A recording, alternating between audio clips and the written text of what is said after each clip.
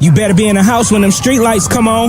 Ain't that what your mama used to tell you? But I bet you when she told you to stay out the streets, she had no idea that the YouTube streets would take over the world. Uncle Juice, Public Figure Boogie, Baby Down So Raw, Detroit Gossip, and the most dangerous voice in Detroit, Dawgface TV. Bitch, I talk more shit than Dawgface. They running shit from coast to coast. Welcome to the Danger Zone. 5, 4, 3, 2, 1. Let's go.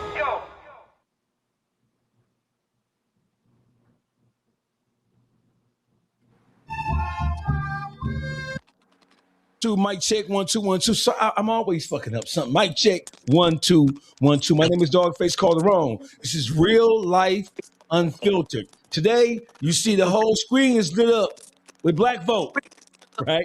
Everybody here was born black, I'm assuming. Got black mama, black daddy. Henny was born on a different planet, so we'll forgive that. There's nothing we can do about that. Hey, listen, my name is Dawgface Calderon. I have a panel of some of the biggest shit poppers in the country.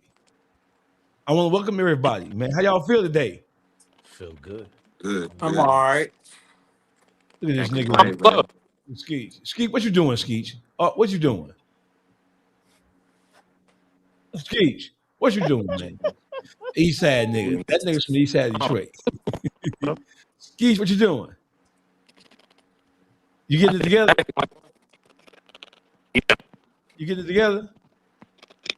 Yeah. We can't hear you. What you doing? Oh, hell. Oh, dang. Well, I'm feeling phenomenal tonight. So listen, we're gonna let Skeets get the medical shit going. Hey, listen, I'm Dawgface Calderon. I'm gonna allow everybody to introduce themselves because that's what this is about. This is Real Life Unfiltered. I have a panel of ultimate high level gang spitting shit talkers. Public Figure Boogie, that's my day one nigga on the YouTube streets. I want y'all to all introduce yourselves so everybody can know who y'all are. Ladies first. Go ahead, Henny. First.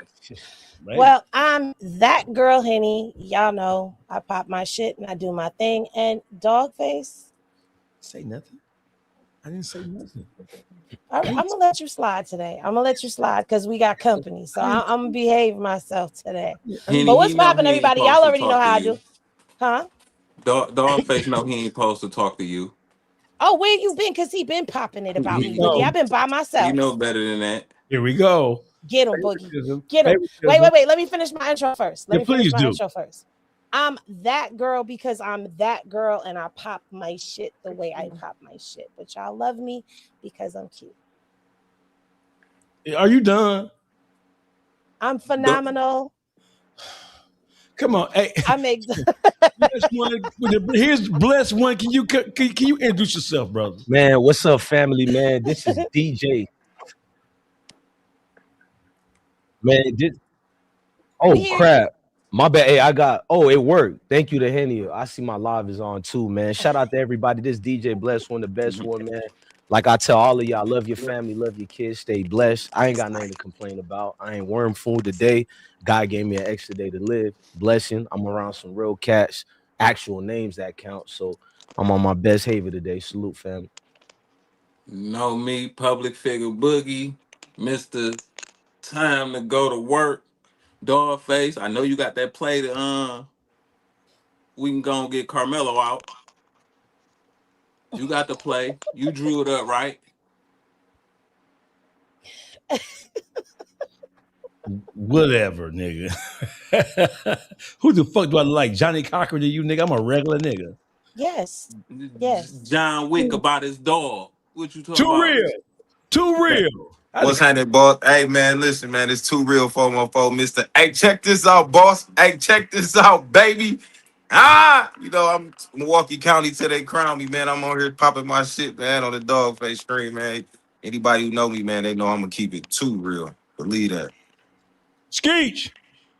Man, shit, real Skeech, bitch. I'm from the east side. What up? Tap in. Yeah. I love it. I was excited. Hey, listen. Hey, we have a listen. The conversation is going to be. You're here. Like, share, subscribe. The chat is comprised of multiple chats, so everybody play nice. Henny Gang, Butterfly. I don't know what that's about, but it is what it is. Hey, listen. So we're gonna have a free spirited conversation. Hey, Skeet, your microphone is glitching. I can hear all kind of shit on your mic. What you got I going thought it on? was y'all shit. No, that ain't us. Yes.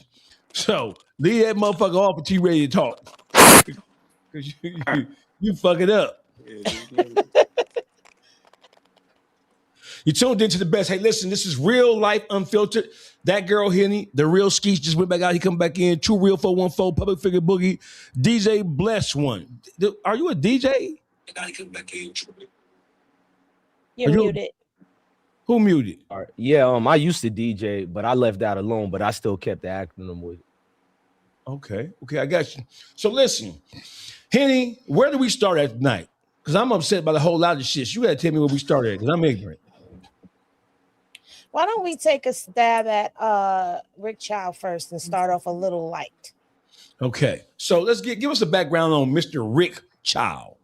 So Rick Chow is the Asian store owner. He owned a convenience store that was attached to a Shell gas station. And Cyrus Belton was the 14-year-old that went into the store. He was told by Alice Chow to drop his book bag at the door. He goes to the freezer. He takes out 4 bottles of water. She's watching him. It's very reminiscent of the Menace to Society scene where they were following him around the store. And so I guess he didn't like having those eyes on him. He puts the water back. We really don't know why he put the water back. I'm assuming that. Puts the water back, goes to walk out. She stops him. You know, she's, hey, where's the waters? He shakes his pocket, shows her, I don't have the water, walks out the store peacefully. Few seconds after he walks out the store, Rick Chow and his son go out the door, chasing behind him. And what we do know is that Cyrus was shot in the back in a runner's position. And Mr. Chow was alleging that Cyrus raised a gun at his son, and so he shot Cyrus in self-defense. Mr. Chow was found not guilty of murder in this case. Now, they are saying Cyrus did have a gun, but Cyrus's gun was never brandished. There are reports that say the opposite of what Mr. Chow said, which says that the gun was never even discovered until Cyrus's body was falling to the ground. That's when the gun fell out. There's also a key component to this that a lot of people are not talking about, or at least I haven't seen them talk about, which is Alice Chow took a shoe and 2 cell phones from the scene where the body was. So in the crime scene, people showed up to take pictures and all of that. They had no idea that where the shoe was or that there were 2 cell phones because Alice had taken them into the convenience store, which now opens the door to tampering with a crime scene. Just my opinion on that. But that's the topic. I'm going to reserve and I'm going to let you guys go first and Lady will go last. So listen, before we even go, I'm gonna put the footage up, right? So let's go to the footage. So we're gonna see with our own 2 eyes because we like to see so that we make a judgment call. We're gonna make a judgment call based on what we see, not based on what we heard. So here, can everybody see the screen? Yes. Yeah, I can see it. Okay, I got you. So here it is.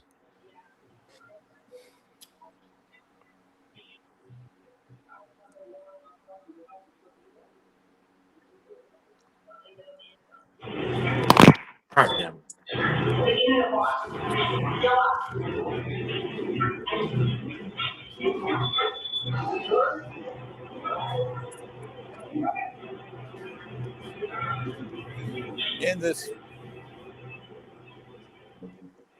In this video, you see Cyrus wearing a red jacket, telling Rick Chow's wife he does not have any water in his pockets before picking up his backpack and walking out of the store. And shortly after, Cyrus was chased by Rick Chow and his son, Andy, before the teenager was shot. News 19's Kiki Gushu was in the courtroom for all of today's testimony and the moment these videos were shown to jurors. She is joining us right now from outside the Richland County Courthouse with the latest update. Hi there, Kiki. his possession of a firearm, showing jurors a social media photo taken the night before the shooting that showed him holding the same gun found at the scene. The final witness of the day was a forensic pathologist who testified about the path of the bullet through Cyrus's body, as attorneys continue to debate what his position was the moment he was shot. And court has now wrapped for the day. The state is expected to rest tomorrow, and then it will be the defense's turn to bring witnesses to the stand. At 11, I'll be bringing you a recap of all of today's testimony. Stay tuned for that.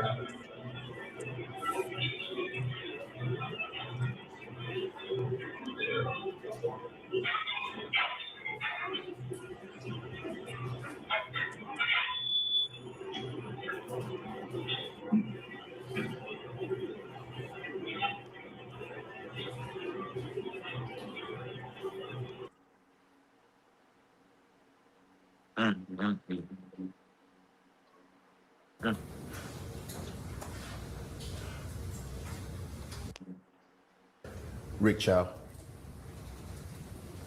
Moving on to slide 10 of stage number 4.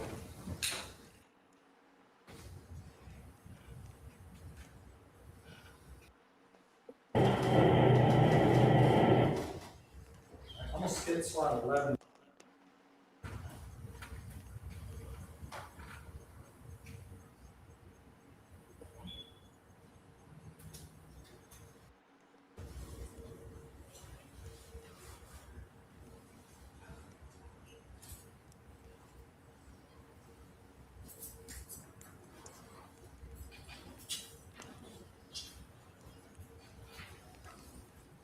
Okay. Stage 17, or slide 17 of stage number 4.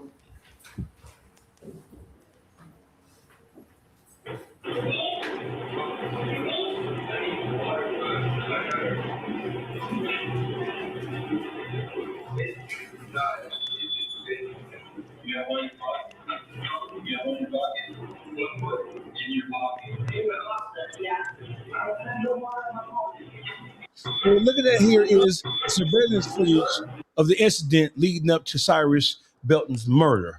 So this is what we're seeing here, just so we can all have some perspective in terms of what happened.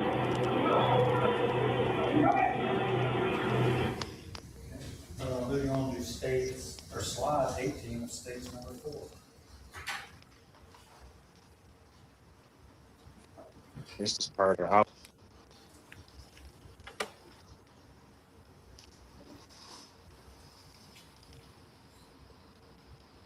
Do you agree with it?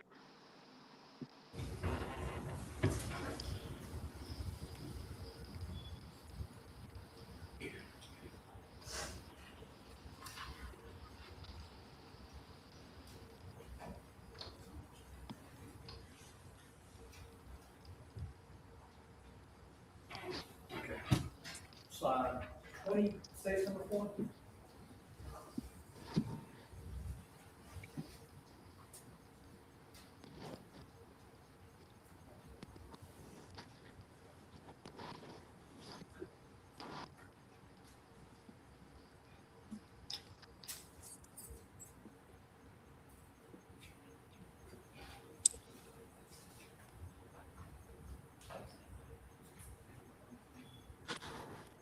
Next is slide 21 of stage number 4.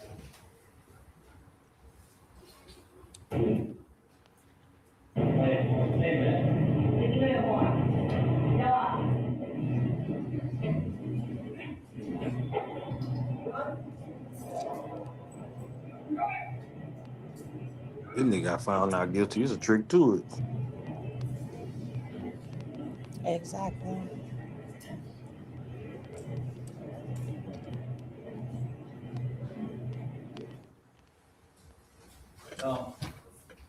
Did you ever recover? Did you ever see? So what happened? Let's speak this forward, right? So what happened is this. So Cyrus came, he left the store, right? There was no stolen items recovered from his person, from his belongings, right? He didn't brandish a firearm. He didn't have an argument with anybody. He didn't threaten anybody. He didn't try to intimidate anybody. He didn't confront anybody inside the store or outside the store. Rick Chow and his son, they chased Cyrus Belton 120 yards. And for the people who don't understand what basic mathematics mean, 120 yards is a football field plus 2 first downs. They chased him 120 yards outside of the store. And they shot him. They entered evidence, tried to enter evidence saying, well, he had a gun on him. Even if he did have a gun on him, he didn't pull it out. He didn't brandish it. He didn't show it. He didn't display it. He didn't threaten to use it. He didn't threaten to do anything of physical nature. Rick Chow, I believe he's set in prison, set in jail 2 years fighting this situation, Henny. He shot this boy in cold blood. Y'all have at it. Now, before I get deep into the circumstances surrounding around this event, you got to look at as if I'm an attorney. So I can't come at this platform as a racist or I don't like, quote unquote Asians. I'm looking at it non-biased. So you're saying Mr. Rick Chow was the one in fear of his life. So let's go in depth into who Mr. Rick Chow is. He has the wall of shame in his corner store, like almost all these foreign people in our black neighborhoods. They have the wall of shame where they plaster pictures of all type of black folks and they put it on their wall. No matter if it was a 5-year-old stealing a candy, which is typical of their community. But even if you got in a shouting match with him, he literally puts up your picture. Now let's fast forward. Why does that make sense for Cyrus? Well, Cyrus did have, I guess, a 9mm in his pocket, but he never took the pocket launcher out. It was in his pocket, so that shouldn't even matter. If he survived, that should be for the police departments to talk about later. Separate matter. Now, he was in fear of his life because of the history of Rick Chow. Who is this man? This man has caused harm to that same community and neighborhood that he's in. A lot of strenuous amounts of altercations where he actually goes to be the aggressor. He takes weapons out. He shoots black women. These are all accounts of witnesses and things that actually happened. So what the prosecutor claiming that he was in fear of his life, but they couldn't present their case. It shows you, I think they tried to lose their case because there's so much plausible things to show you why that boy would run, why any young black person in that neighborhood would run when you're dealing with Freddy Krueger, quote unquote, Mr. Chow. He only knows how to behave aggressive with black folks. He doesn't de-escalate. He doesn't talk. And first of all, when did a store owner becomes judge, jury, and executioner? I mean, I thought we had laws in a civil Western society, but it seems that in America, the rules get changed, the goalposts get moved. There are loopholes that we're not privy to. There are things that is done to always move that loophole, because if you look at the black law degree or whatever it is, these laws can be implemented for who they feel or favor for. So Rick Chow actually violated a whole lot of laws, but that's not for us to use our emotions and feelings.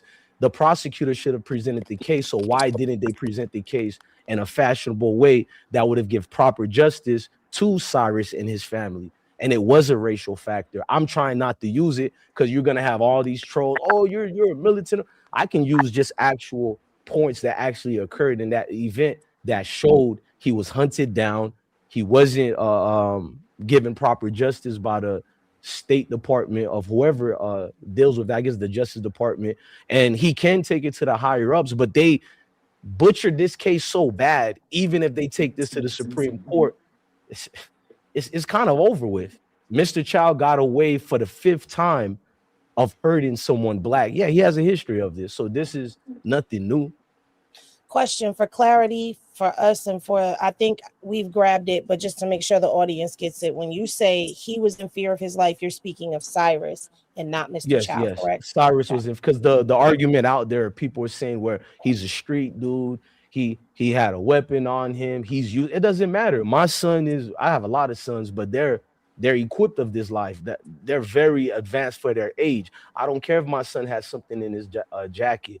If he didn't present that or become a threat to you, how can you yell out you are in fear of your life? Because if you look at the forensic evidence and the threat assessments that's done by Richland County coroner, they determine at the because he got hit multiple times in the back, but one of the main pieces at the lower extremity of his back, it shows that it coincides with exactly a human who's in due distress and fear of their life at the position. So it's not just he got hit in his back, they clearly proved it was because he was in fear of his life at the area where he got hit up, and that still didn't matter.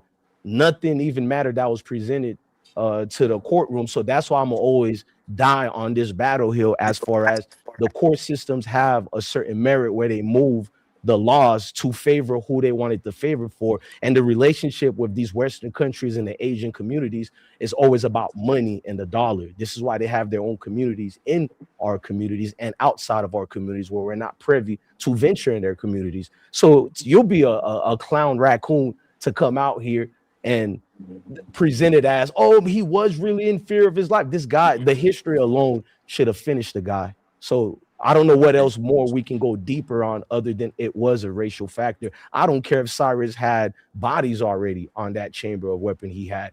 During that occurrence, that did not occur at all. You were the hunter, the jury, and the executioner. So Rick Chow in my household, I tell my sons that's the real Freddy Krueger. My kids don't believe in monsters, Santa, none of that. They strong boys. But I told them, you see a Rick Chow, you supposed to be in fear for your life because the government clearly told you you are not allowed to have a self-defense stature. Only other nations and group of people are allowed to use this defense mechanism of self-defense. You are not, when you are black, you are the monster. When you are black, people are allowed to be afraid of you. You are the boogeyman. And when you look in that mirror, they're going to force that on you and tattoo that on your mindset. You are that's why Cyrus ran. Guaranteed Cyrus ran, not only because he was in Cyrus ran because he already, oh man, this dude tripping again. Everybody in the neighborhood know Mr. Chow, the clown in the neighborhood that's always aggressive, always apprehensive to do certain things to the other nations. But when he sees a Cyrus running around here, Cyrus already knew, damn, bro, folks already tripping again. Let me just get to it. Most of us guilty of running when we ain't did nothing wrong. My Spider-Man sense is kicking. Oh, shit. I'm in this white neighborhood. Oh, man, I know I'm innocent, but I already know what's going to happen. It's their words against me. Dude is going to roll up in a police cruiser. They're going to violate me. Hell, even my mama going to believe the cruisers. Like, our parents be siding with them anyway, so the kid is not really thinking necessarily of Mr. Chow. He don't want his mom to get mad at him no more. Oh, man, Cyrus, what you did now? And he had a piece on him. So it's more Cyrus trying to help Rick. Look, Rick, you're really racist right now, but let me just get out of this situation. I'm hot right now. I ain't 54. Let me clear house. I got you. Too real. Man, so first of all, I want to send my condolences to Cyrus and his family. But the first thing I thought was, I said, damn, a lot of motherfuckers finna move to South Carolina, especially a lot of racist people and prejudiced people. And you might ask me why. Because as this trial was going on, I was watching and seeing how South Carolina has a law that states that you cannot bring up priors of anything. So they could not bring up any of Mr. Child priors. And that shit right there blew me because them two incidents he had with the woman and the other person, I think that would have been enough to just slam shut the case. But it's also it's a couple things I want to get to. One thing I want to say is this. When I was watching that, right, I said the boy shook out his stuff, right? And when he left, he took off running. Most of the time, them 4 bottled waters probably cost them wholesale maybe $1, maybe 50 cents, maybe 75 cents. No matter how they was getting them cases or boats, they probably was getting them motherfuckers 50 cents, 30 cents a case, however they was paying per bottle, right? But you ask yourself, you know how many times a kid and ran out of store with something and then, just let them go. It is what it is. You take the camera, you take the video, like you say, put them on a wall of shame. That boy life won't work that. And the reason that case hit my heart real good because I'm from Milwaukee where back in 2020, when I was trying to come home, they had riots. It was riots for Seville Smith. Seville Smith was somebody who is one of the biggest cases in Milwaukee where he was running from the police. He jumped over the gate, and when he jumped over the gate, he dropped his gun and he turned around, tried to grab it to take off, keep running, and they popped him and killed him. So if you look it up, Seville Smith from Milwaukee, Wisconsin, that was the only dude in the city, the whole city rioted for. We tore up the whole motherfucking Milwaukee. I couldn't even come home during that time because I was from that neighborhood, 53206. Then I look at Mr. Chow was a smart person, and from this aspect, he hired a black attorney. And when I heard the black attorney closing arguments, right, when he said I would have did the same thing, he put a connectivity with the jury, like this is not about race. Which that right there, even though feelings can't change facts, but facts don't always change feelings. The fact is, they could have hired the Asian, they could have hired the white person, they went and hired the nigga just because they accused of killing a nigga, so they can have that connectivity to make that nigga drill it to the jury that this shit is not about race. It's a sad case, but ironically, you see that happen, and then you see the Karmelo verdict. Always believe when all this shit is happening, it's a distraction to have us turn our head to look for something else. So overall, I feel like it's a lot of shit going on with that case that I just didn't sit well with me. And for the most part, that's what I seen. Skeech. You on mute. You on mute. Well said, too, real. That was well said. Go ahead, Skeech. You hear me now? Yep, you're breaking up real bad, but come on with it. I went where Too Real was at with it, but you know, on some real shit, Dawgface, I ain't shocked, bewildered, or bamboozled by this shit to begin with, because they showed us years ago with Trayvon Martin that a nigga life wasn't worth a bag of chips in a juice or whatever the fuck Trayvon Martin stole. So I ain't shocked that a nigga life ain't worth a bottle of water. I ain't impressed at all. I knew that goes to show a nigga life means nothing. If you flip the script and put 3 black niggas who ran the store and they chased the white boy down and shot his ass down for whatever the case may be, them niggas would have been beating the street with bamboo sticks. They would have never got off. So I ain't really shocked by it. But the crazy part about it is like just like how like a black life don't mean shit, bro. In certain worlds, especially if a motherfucker Mr. Child got some money to pay a high paid lawyer to say this little nigga life ain't worth shit. And he running, he retreating, he getting the fuck on. This nigga life still ain't worth shit. Oh, he had a gun on him. He had a gun on him that he didn't pull out. It was in his book bag. The little nigga probably was running out of there because he got a gun on him. And fuck, you talking about a bottle of water. I'm trying to get out of here because I got a gun that I'm not supposed to have. This why I'm running. Because I don't want your dumb ass to call the police about a fucking water bottle and then you search my bag and find some shit that I'm not supposed to have. Fuck some water. That's what happened. See what I'm It saying? wasn't, yeah.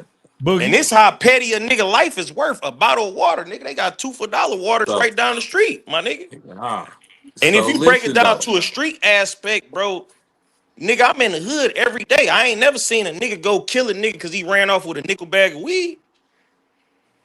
You know I what I'm seen that saying? before though, but If a I'ma nigga run I'm out of gonna here tell you right how now with a smart. nickel bag of weed, I promise you, niggas not gonna come chase this nigga for 150 miles to go kill this nigga. No, sir. oh yeah, he ain't This okay. let I you agree know with you. this He ain't No, guy, running sir. 100. this Yeah, nah. Cyrus Heavens had a no. whole lot of sense. Heavens Man, that no. little nigga can't come back in here. It's just that simple. Keep that He little had a motherfucker whole from lot of around here. sense. Now Keep the listen, I'm little gonna nigga put a out of here, pin man. We on. don't want him back in Listen, here. He petty. listen. I'm about to put a pin on how respectful he was because he already knew he had that fire on him. So Public figure. when she started talking to him and wanted them to come out his pocket, that's why he couldn't come out his pocket. If he ain't had a fire on him, he'd have been talking shit. But he was Yeah, one of the I'm trying to better. hide something. He was one of the better YNs, and he put the water back probably because he felt the lady hovering over his back. Like fuck this water. He definitely a better YN because Mr. Chow would have You walked know up what on I'm me. I'd have saying? punched Mr. Chow ass out. So the loophole to this case to why Mr. Chow got off is because Chow didn't do it. That's the whole thing. He didn't do it, and they charged him with the wrong charge. They gave it first degree murder, right? It's not. As we look at it, it still wasn't first degree. No, it wasn't. And that's why. So in them two cases, he didn't do it, and it's not first degree. So that's why they really didn't convict him. Boogie, Everything was all wrong, and they knew that. Boogie, you on point. That's why I said I'm looking at the prosecutors because they did the same thing with Trayvon. They You knew that. overcharged. There you go. You overcharged them because now we have to prove this exaggerated We charge, gotta which you prove can't. this The variables. exact It's charge. 5 variables to murder. We gotta prove To first this degree. exact charge. This is what's on the table. So since this is what we gonna run with,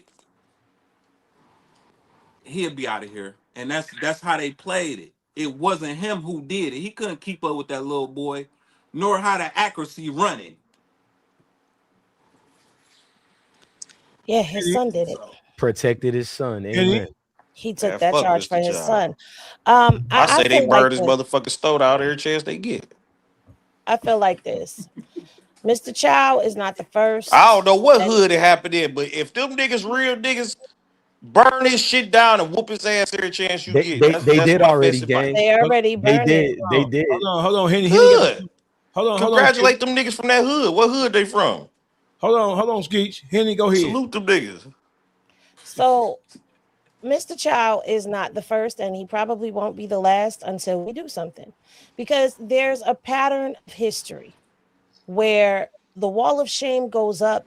We're treated with disrespect. We're looked at as suspects whenever we go into their stores, yet they build up their businesses in our community, and we welcome them in. I can't hear anything. We go to their restaurants, we go to their nail salons, we go to their dry cleaners, we go to their all-you-can-eat buffets. We put our dollars in their pockets. So think about it like this. We pay them to mistreat us. We pay them to disrespect us. And when stuff like this happens, we get outraged because the disrespect has gone so far that a blind eye now gets turned. In this case, it's very hard to say, even though we don't want to touch on it as racist, it's hard to say that it's not racist when if you are scared of the very community that you are serving, and the community that you serve is a community of Black people, then the people that you fear are Black.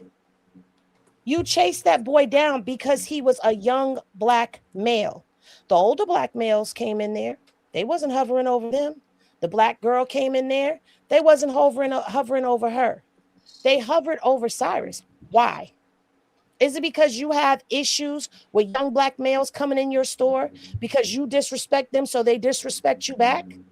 So now a young Black male comes in the store and now you're automatically hovering over him? Alice Chow should have been charged. Their son should have been charged. And the father should have been charged. Alice Chow initiated that. From the gate, she was the one that had communication and contact with Cyrus. From the door. Put your book bag on the ice. She followed him around. She stopped him at the door. And we can't hear what she said to the husband and the son, which made them completely forget that they had other customers in the store. Mind you, they're so focused on a bottle of water that you left customers in your store to chase Cyrus around the corner. And not just around the corner, down the street, where you were well off of the Shell property where your store sat at. So you were off your property chasing this boy down. And I can't agree that it's not first degree murder, because if you run out of a store with a firearm on you and you're chasing somebody down and they're running from you and you continue to chase them even after your property and your person is safe, and you fire a gun and you shoot them in the back, that's murder. There's no getting around it. That's not self-defense. In the back could never be self-defense, ever. And we have to stop this shit from happening in our communities. So what? They're mad that we're not going in their beauty supplies, and we're not going, even though I know some people are still going to do it, and that's a whole nother conversation, because we can't never stick together when it matters.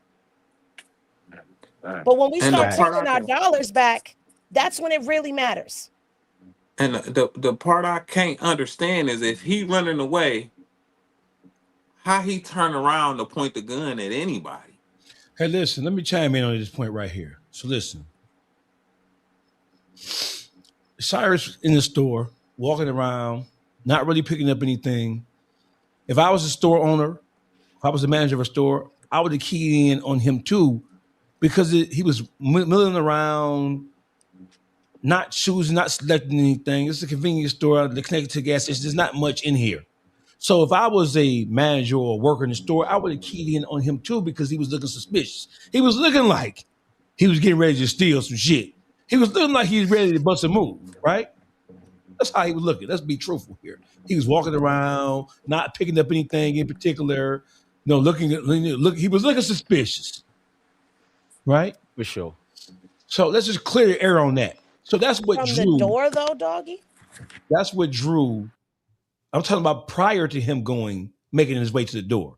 He came in the store. No, when he came in, she confronted him from the door. No. She did. Maybe about the bag, because in the hood, in the ghetto, they actually know how I get. The door. You know how you do. One at a time. Take your bags up. Yeah, bag to cut down on theft. Okay, I get you. So listen. Let me just make sure we're on the same page here, right? The page is this. The page is she confronted him at the door. He had a bag. Hey, some stores have a policy.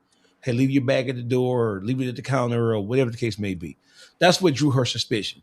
At first, she wasn't on him at first. She didn't walk up to him and start to follow him around the store. Every black man on this panel has been followed around the store, right? When it appeared as if he wasn't selecting anything, it kind of raised the level of suspicion. Okay. So whether he did or didn't, whether he was or wasn't, whether he did or didn't, whether he was or wasn't, don't matter. It doesn't matter if he was stealing something.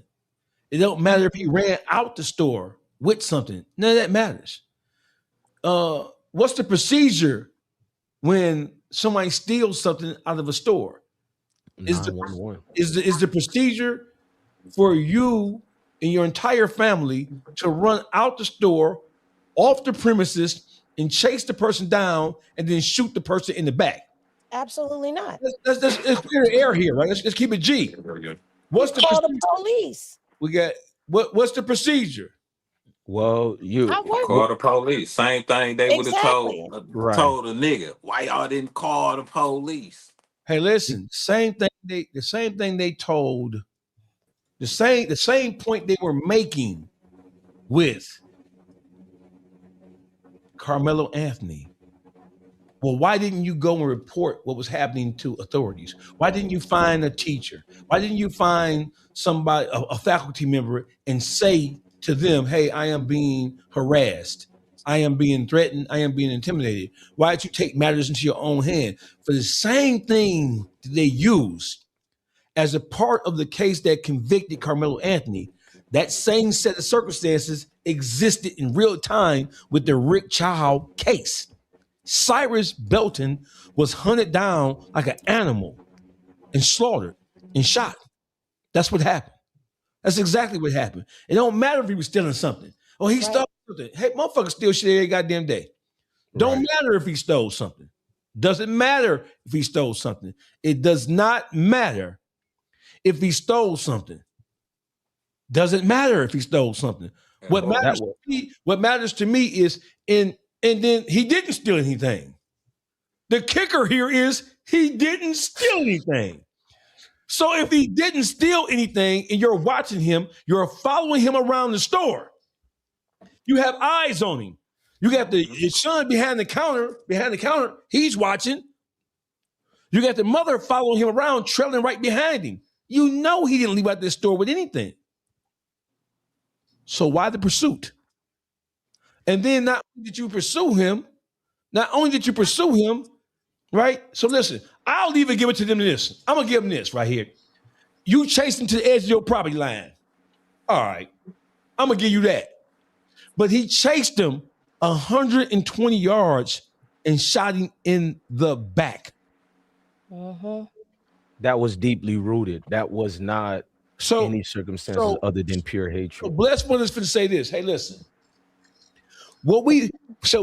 one of the unique things about South Carolina is that you can't bring up the judge wouldn't allow it.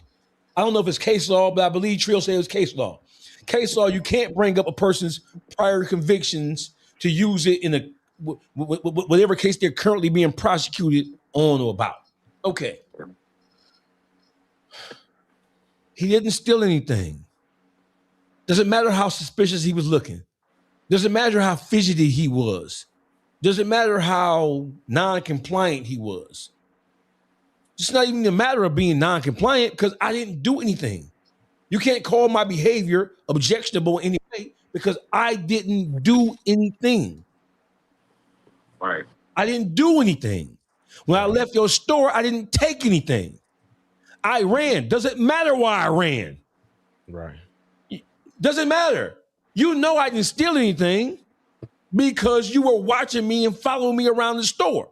Like Henny said, that woman, her behavior, her actions, everybody else in hyper alert mode because they were feeding off her. They didn't see him take anything. They were responding to her body language, to her words, to her actions. She's the one who set this whole thing in motion, right? But she is just a representation of what's going on in the entire family. And it's a bigger reflection of their relationship to the neighborhood that their store/gas station serves.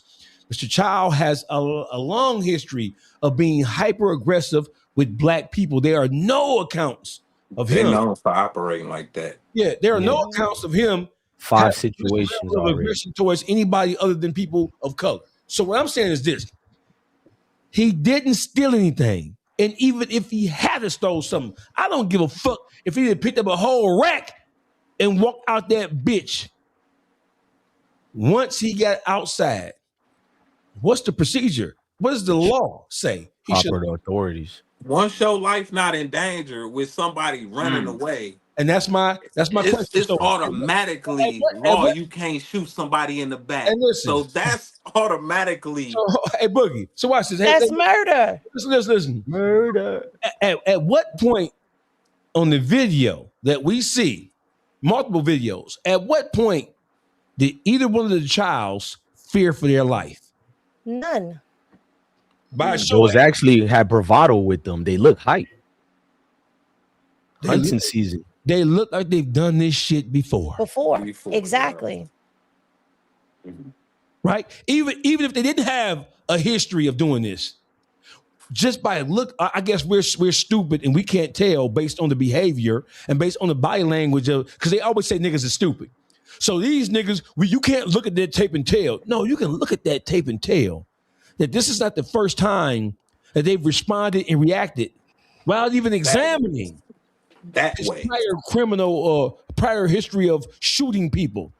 You can look at the body language of the entire family and tell these motherfuckers think they tough. The only difference from this time and the last time is they missed.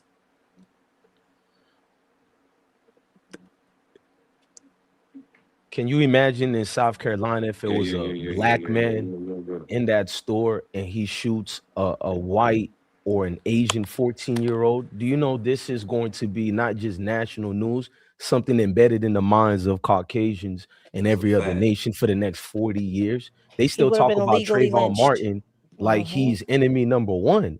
Like this is what they do. So the impact of Mr. Rick Chow, he's going to defend himself, his son, just like I would take the charge. Boogie would take the charge, and Henny got a warrior spirit. She would take any parent would. So I'm not. You sound like my mama. My mom would say the same thing Henny said. I ain't send you out there to go do that. I ain't taking that charge. Hey, you gave me a flashback of what she said to one of my brothers, but this is like it co-aligns with, man, just the hatred that embodies in a lot of group of people. Because if we even have this discussion about it, none of us been disrespectful to any groups of people that's not Black. We've been very professional, proper decorum, but they'll still take this as, oh, you guys are racist. I've understood it's illegal to speak Black solidarity. So it's okay to be criminals. It's okay when I talk about a drill rapper who killed or got killed. But as soon as I understand this beast, as soon as you get in a conversation about blackness, greatness, because I am great. I wake up every day. I don't hate my brother. We might fight. We probably even had a block. But I cry for you when they kill you. I feel for you. So, but we're presented as animals who have no heart. We have no accountability. Black people have the most accountability you will ever see, man. But don't listen to that farce, bro. We have so much accountability. That's probably what kept me from getting rich on YouTube, because everything I want to do in the hip hop world, I gotta go, damn, how my neighborhood gonna look at me? What OG and them gonna tell me? We have so much accountability in this neighborhood and a structure, but it gets presented as a ghetto trash. You don't have fathers. You don't. That's every killer I know had their dad in the house. I don't understand where this is, like this idea of Mr. Chow as this guy who is in fear of his life, when he really was the hunter hunting. And I'm gonna still stand on what I said. The prosecutor understood the relationship with the Asian community and the Western society. This was something behind closed doors through friendships, relationships, and people understood we're gonna make a show. We're going to give the people what they want, but we knew what the verdict was going to be before. Every black man and woman, we don't even have to know each other. You know what the verdict was. I don't like to sugarcoat it. Let me ask you a question, Blessed One. Go ahead, King. So, one of the dynamics that exists, when we talk about cases like this, where there is white people who are shooting down black people, one of the things that comes up from the white perspective is that black people kill other black people and we don't protest. So why are you guys, why are black people, why you only take up arms when somebody from outside the community does it? And when I hear things like that, hey, listen, I take a deep breath, right? So listen.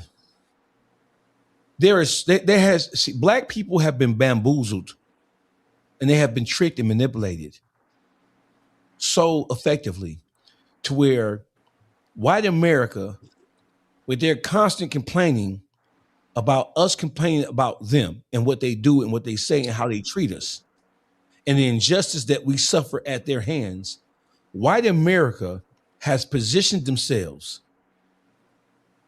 and they have launched an attack on us starting 20 years ago. And they have waved the flag on us.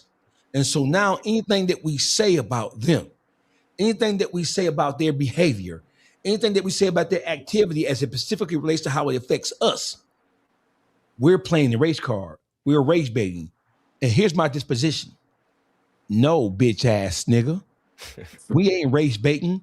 All we're doing is simply pointing out, right, your behavior, and then we're matching your behavior with the historical nature of how people who look like you, speaking of people who look like each other, speaking of what we expect from people who look like black people, oh, they steal from my store. Well, you bitches are racist, you're murderers, you're everything under the goddamn sun. So if black people were to judge you by the behavior of the majority of you, well, all white people ain't bad. Hey, listen, all white people ain't never been all bad. All white people were bad during slavery, right? All Europeans, all the Germans didn't dislike Jews. It doesn't take for everybody, for a collective to be all one thing in order for a segment of that particular society or that particular group of people to act out and do shit. So when we are speaking about, black people listen, look at all the black political pundits, all the black entertainers now. They all are speaking like they're ashamed to say racism still exists. Hey, listen, bitch ass nigga, racism does exist. And when we talk about racism,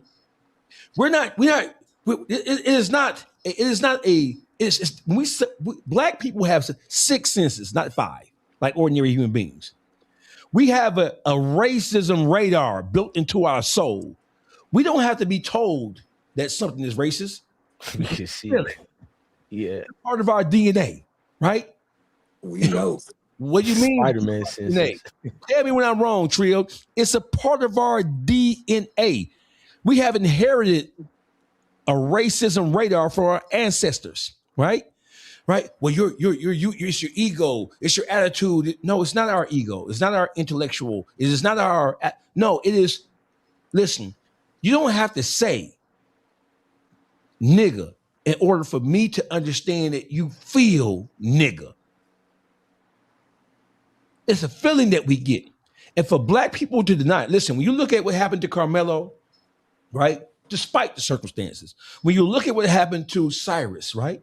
Despite the circumstances. When you looked at it, none of us know either one of these young men. Did you feel it in your soul when Rick Chow got found not guilty? Did you feel it in your soul when Carmelo Anthony got found guilty? I felt it in my soul before the verdict. You felt it in your soul. So listen, what that proves, and I'm gonna let Trio take over. What that proves is that we still have some connectivity from the outside. We have been so conditioned to harm each other and to look at each other with disdain in our hearts and our eyes. But we have an internal connectivity that we don't listen to anymore. We're not tapped into it anymore, right? We have subdued our feeling of connectivity with each other as a people, and we've replaced that with the mind state of the same people who seek to destroy us, if you can get where I'm coming from, right? Yeah, we do. We have been trained and conditioned to look at and to deal with and to interpret the things that happen to us through the eyes of Europeans, through the eyes of the children of our former slave masters. I know that sounds like some black power shit, but that is it's truth. You will have black people. Thing. You will have black people. We are suffering from PTSD and Stockholm syndrome. Preach. We fucked I've up. said this. Now listen, do we have a responsibility to get ourselves together? Yeah. Do I always talk about how racism made you do X, Y, Z? No, bro. Listen, let's just put it on the flow so people we done with the bullshit. Right. Yeah. Black people, we need to take responsibility and accountability for the shit that we do. It is true that we have too much self-destructive behavior going on, and it didn't just start. It is true. Listen, when they talk about how foul and how aggressive and how angry we are, black people, we treat our own kind with more venom and more aggression than we do people who we know historically have sought to destroy us. That's a fact. Show all 36 teeth. Listen, who's in more danger? A black man in an all white or all Asian neighborhood, or Asian in a black neighborhood, or a white man. Listen, when white men come to the neighborhood, you better not touch that hunky. Mama teach you early. Fact. Your mom teach you early. Leave them white folks alone. Hey, listen, white man pull up in your neighborhood. Trill, you from Milwaukee. Brother, you from Florida. Boogie, what? We see white people. When we see white people, what are you doing over here? Right. What the fuck? Yeah. White the police or something? Wait, no, you ain't. No, you ain't, nigga. That white motherfucker gonna come here and leave here intact. Because they had the whole hood hot. When black people go to all white neighborhoods, a movie. They locking those doors. They calling the police on you. I'm trying to get up out of there. Let me or say they something. got their phones out like this. You ain't supposed to be here. So let me say something. So I come from Milwaukee, Wisconsin. Let me give y'all some valid statistics. Anybody in the chat can look this up. Milwaukee is the #1 segregated city in the nation, right? We the 4th poorest in the nation. And we #1 in the nation for mass incarceration of a black man. These are real statistics. We did a documentary on it. It's called 53206. Anybody can go look this up, Netflix, Tubi, wherever you get your movies at. But also the racial undertones that Dawgface said. I remember one time, thank God I got probation, but I was at Potawatomi Bingo, right? So this shit happened back in 2000 and 12. The only time black and white people be with each other in Wisconsin and Milwaukee is football game, basketball game, or sitting at the gamble table. I'll never forget it. We playing blackjack. White dude comes to the table. It's a Chinese dude. A Mexican is a black pregnant girl. We all gambling together. Everybody just, going along to get along. White dude, he at the table. We got the little cup with the chew. He's spitting the chew out. It was a play where I had to go against the grain. There was a lot of money on the line. but I had to take a hit because how the cars was going. And I was thinking about it. And they didn't want me to do it, but some told me to do it. I took the hit. That was the actual car that saved him from busting. I took the hit. Soon as we won the hand, the white dude patted me on my shoulder, said, "That a boy, that a boy." Man, when he said that a boy, pull your camera I said, back. "Hey man, whatever your motherfucking life say." I just went off, y'all, because that was a racial undertone. Pull your camera back. I come from that shit. Like, nigga, don't say no. Hold on. I mean, that shit fucked me up. I have never. And I knew he was a racist. He had the spider web on his motherfucking arm right here. Oh yeah, that's the nigga had. You seen the symbols? You seen all that shit, man? Then he spit chewing his mouth, and he said, "That a boy." All these motherfucking slavery movies I watched back in the days, man. Real, pull your camera back. I don't know if he can hear. Can you hear us? I can hear you, that pull girl Henny. I can't hear no. They're saying pull your camera They up. saying put your camera up a little bit. Yeah. Yeah, put your camera up a little bit. But we heard you. I don't want you to think we didn't hear it. Like the audience heard you. Everything. But everybody heard what you had to say. You may not. He can't hear you, Dawgface or Bless. He can only hear me. Okay. I can hear you though. Damn. Okay. Can you hear me? You better talk to Henny sick after of this the show. shit, man. I'm trying to set this shit up on my computer. Right. I'm trying to set this shit up on my computer. Let me leave and come back real quick. Pretty much, too real was breaking it down, but I wanted to actually feedback off of what Dawgface said, and you teaching me how to, like, my people is looking at me too. Damn, I'm well behaved today because it's likewise mine's here. To go back what you said, Dawgface, you said bless, but when you tell a white person, basically the black plights of what we go through. Y'all hear me now? We hear you too real. Yes. And my bad, I don't want to cut you off. No, too real. You continue. Now, if you can hear, I'd rather fall back and let you continue. What I wanted to say is that I learned that them racial undertones and how, like he said, Dawgface had a compelling and intelligent discussion when the nigga said, "We compare your behavior to the history." And what it is what I noticed, even when the Karmelo Anthony case, is we on that already, or we ain't get to that? We ain't on that yet. We didn't get there, but somebody so I ain't gonna speak on that. No, you can speak on it, and then because I know you trying to it correlates with each other. So what I will say is this though, like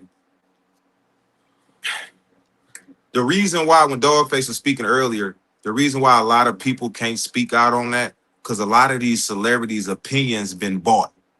They've been bought.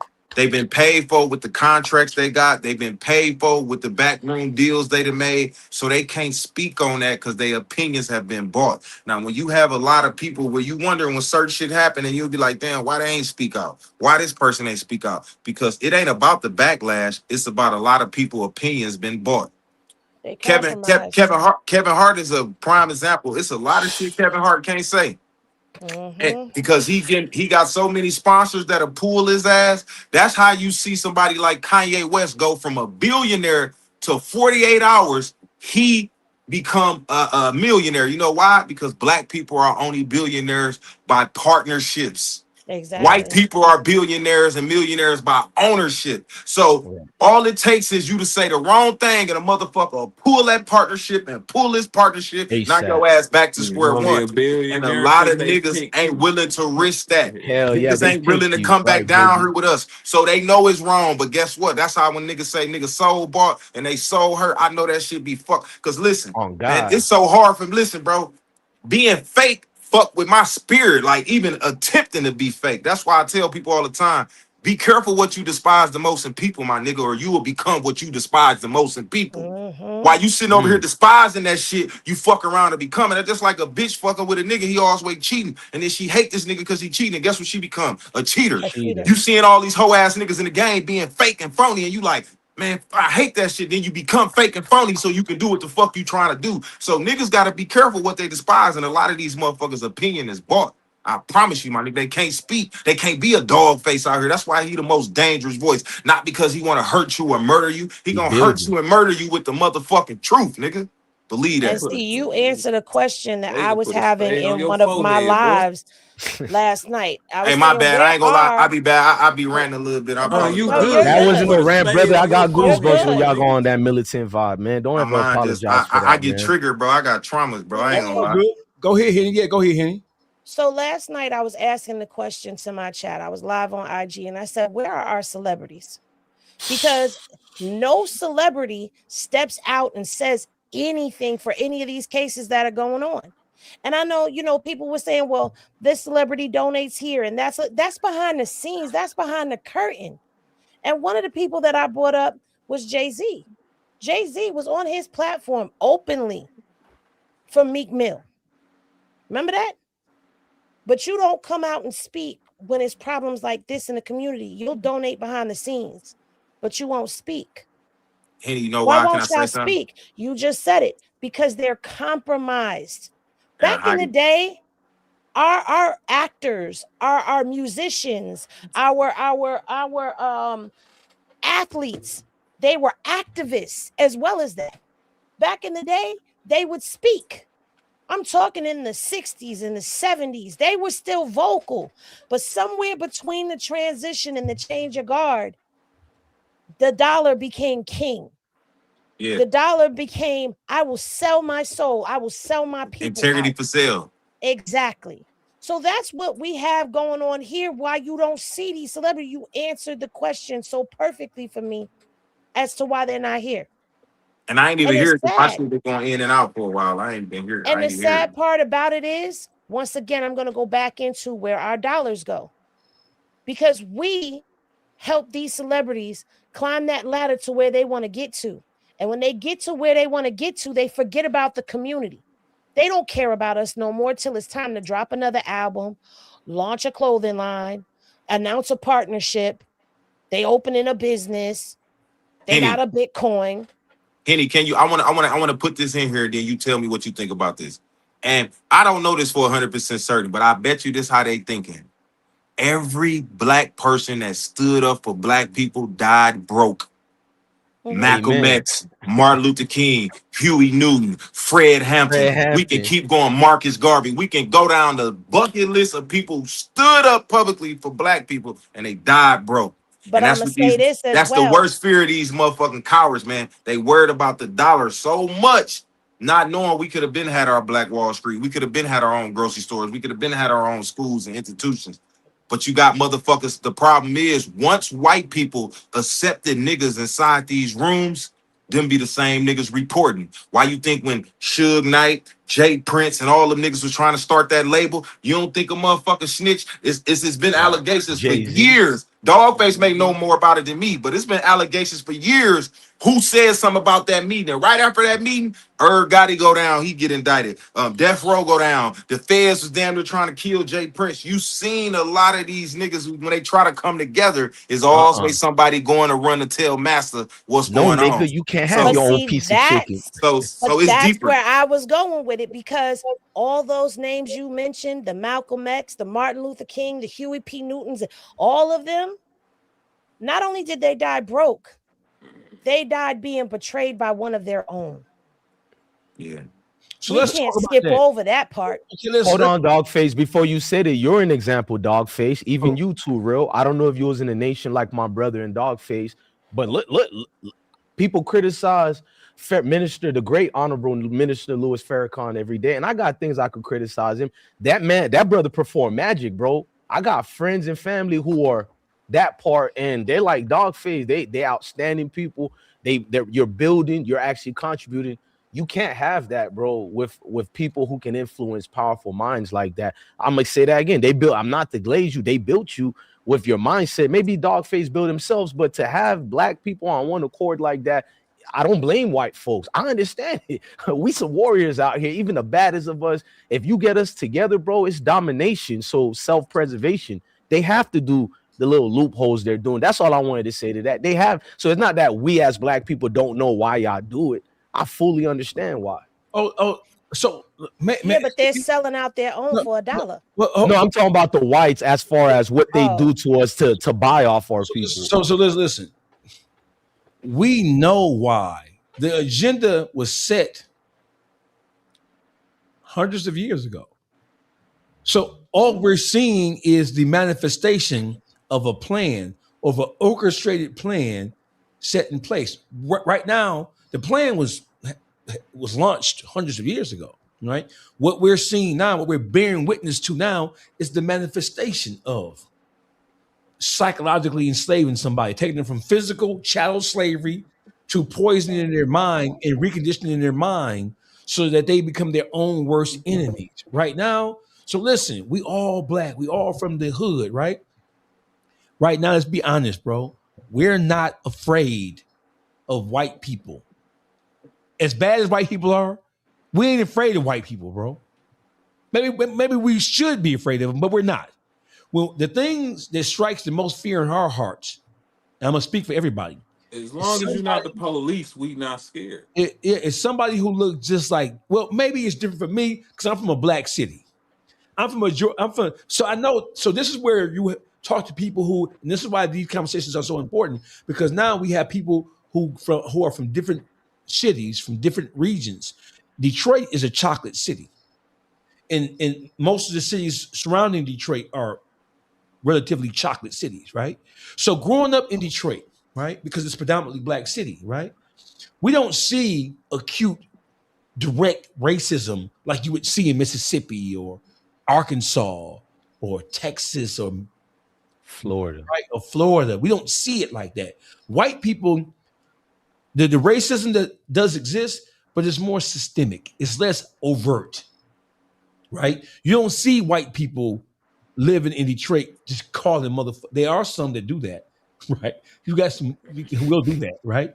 But normally when we see racism in cities like Detroit or Chicago, because they're so heavily, right? Normally we see it in law enforcement or somebody who has some level of authority, who's not afraid to express that vitriol, right? Let me tell you something, bro. We are more afraid of ourselves because we live in close proximity to each other. So the likelihood of you having a negative encounter is going to lead to you having to do something to somebody or somebody doing something to you is going to come from somebody who looks just like you. The police is a whole different thing. The police are universal troopers everywhere, right? But let me just say this, bro. Let's close the Rick Chow thing out. Rick Chow, you and your family, y'all deserve everything y'all finna get. And black people, so listen, I ain't got no problem with Rick Chow because shit happen every day, right? Black people, what the fuck y'all gonna do about all the shit y'all complaining about, right? What the fuck are y'all gonna do about all the shit y'all crying and whining about? Nothing. We've been marching and complaining and protesting for how many motherfucking years over here? Don't you understand that marching, that beating your feet on that pavement, you trying to convince some type of legislature to see things in your favor? When are you going to realize that you have no friend in the system that you know hates you so much?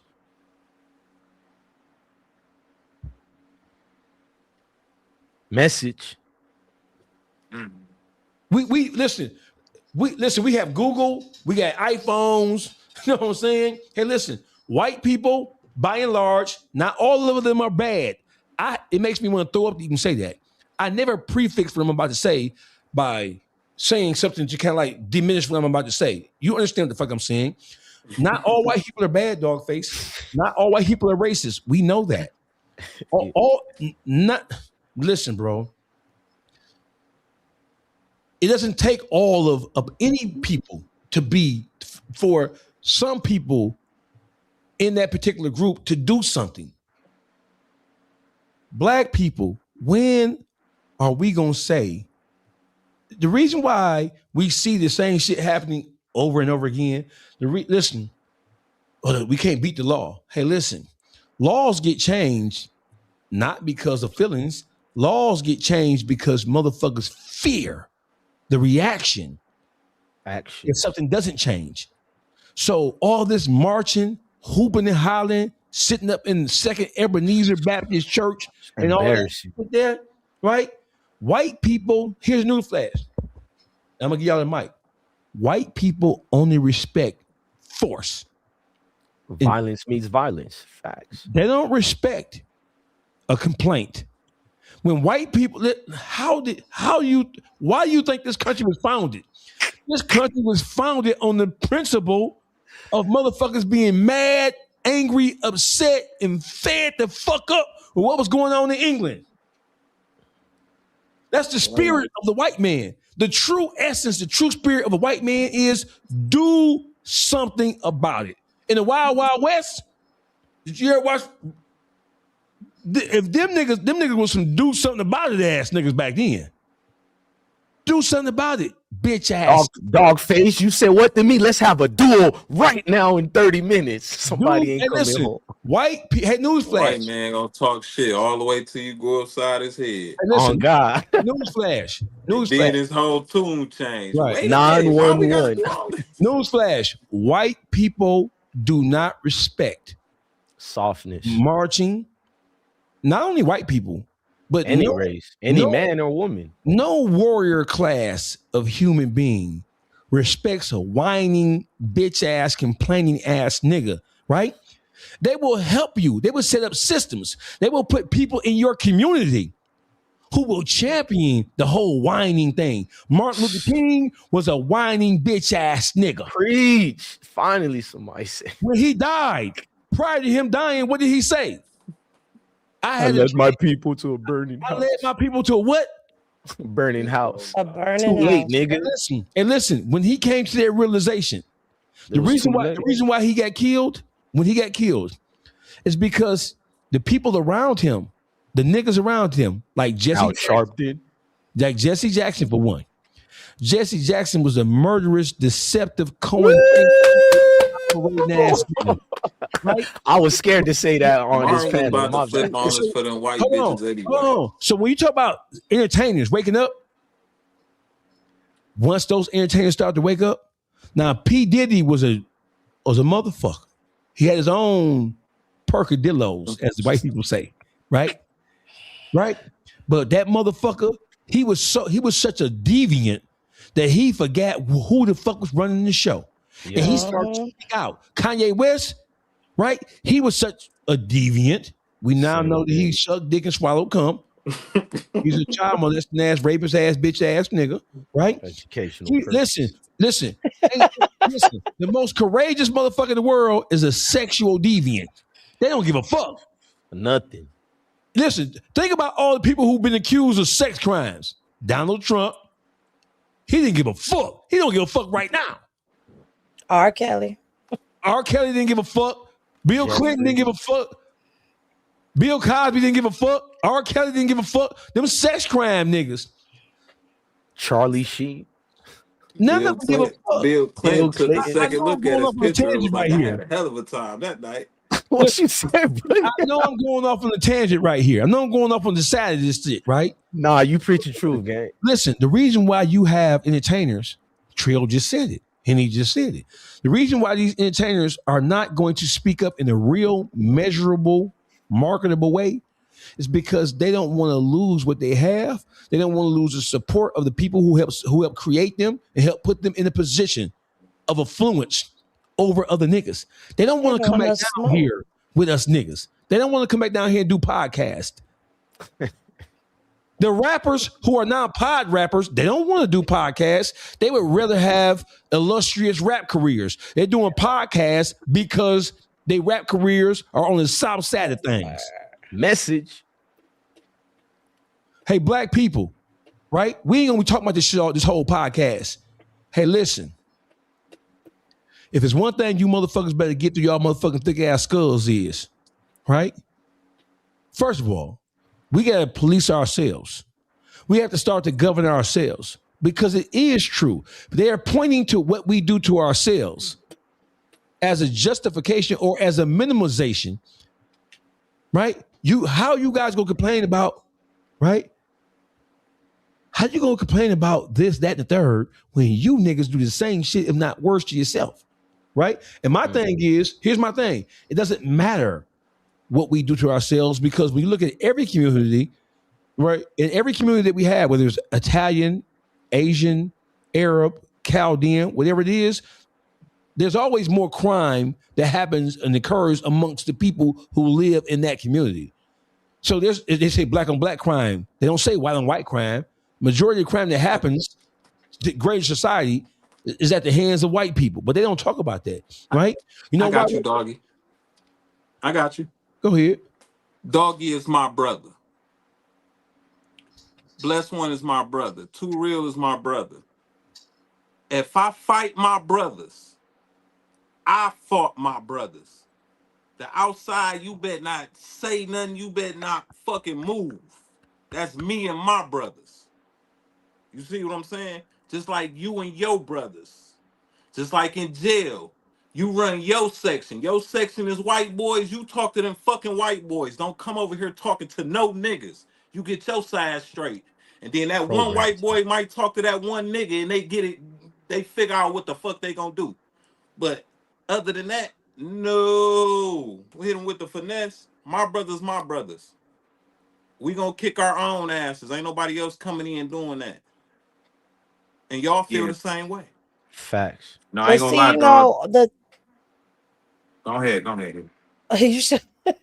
Go ahead. I was just The gonna thing piggyback is, on what he said.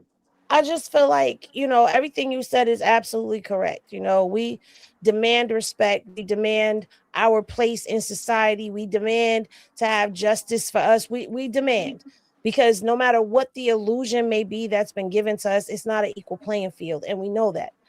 They've already had years and miles ahead of us. They're years ahead with their planning while we still trying to play catch up. And the thing is, they keep telling us what our hang-ups are. We're our own hang-ups. We are. We can't expect anybody to respect us. We can't expect anybody to give us our place. We can't expect anybody to look at us and not feel like it's okay to disrespect a woman, a black woman, a black man. We can't expect anybody to treat us any better than how we treat ourselves. If we show the world that we're at conflict with one another, we don't give a fuck about each other, we don't respect one another, we don't give a fuck about family, we don't care about morals, we out here, if we keep showing more of the same, we're going to keep getting more of the same. The problem is we become so programmed into all of this that it's now, how do we move? Because I'm tired of talking about what's going on in our community and what's wrong with our community and how do we fix it. What's the plan? We've got to start moving forward, because all we're doing is running in a circle with two left shoes on, doing the same shit generation after generation. And the complaint is never changed. They're not changing the game. We're never going to get justice in this country if we don't start standing up for our fucking selves and making people respect our place here. Letting it be known it's not okay to kill one of ours. It's not okay to just shoot our sons in the back. It's not okay to hang our sons systematically. It's not okay to keep snatching black fathers and black brothers and nephews and nieces and mothers off the street. It's not okay. I want to pardon the interruption. I have a question to ask you, because we gonna keep it real on this motherfucker tonight, and everybody has, right? The first thing that we need to do as a people is to clean up our own backyard. Mm-hmm. Once we clean up our own backyard, so how do we fix it? How do we fix it?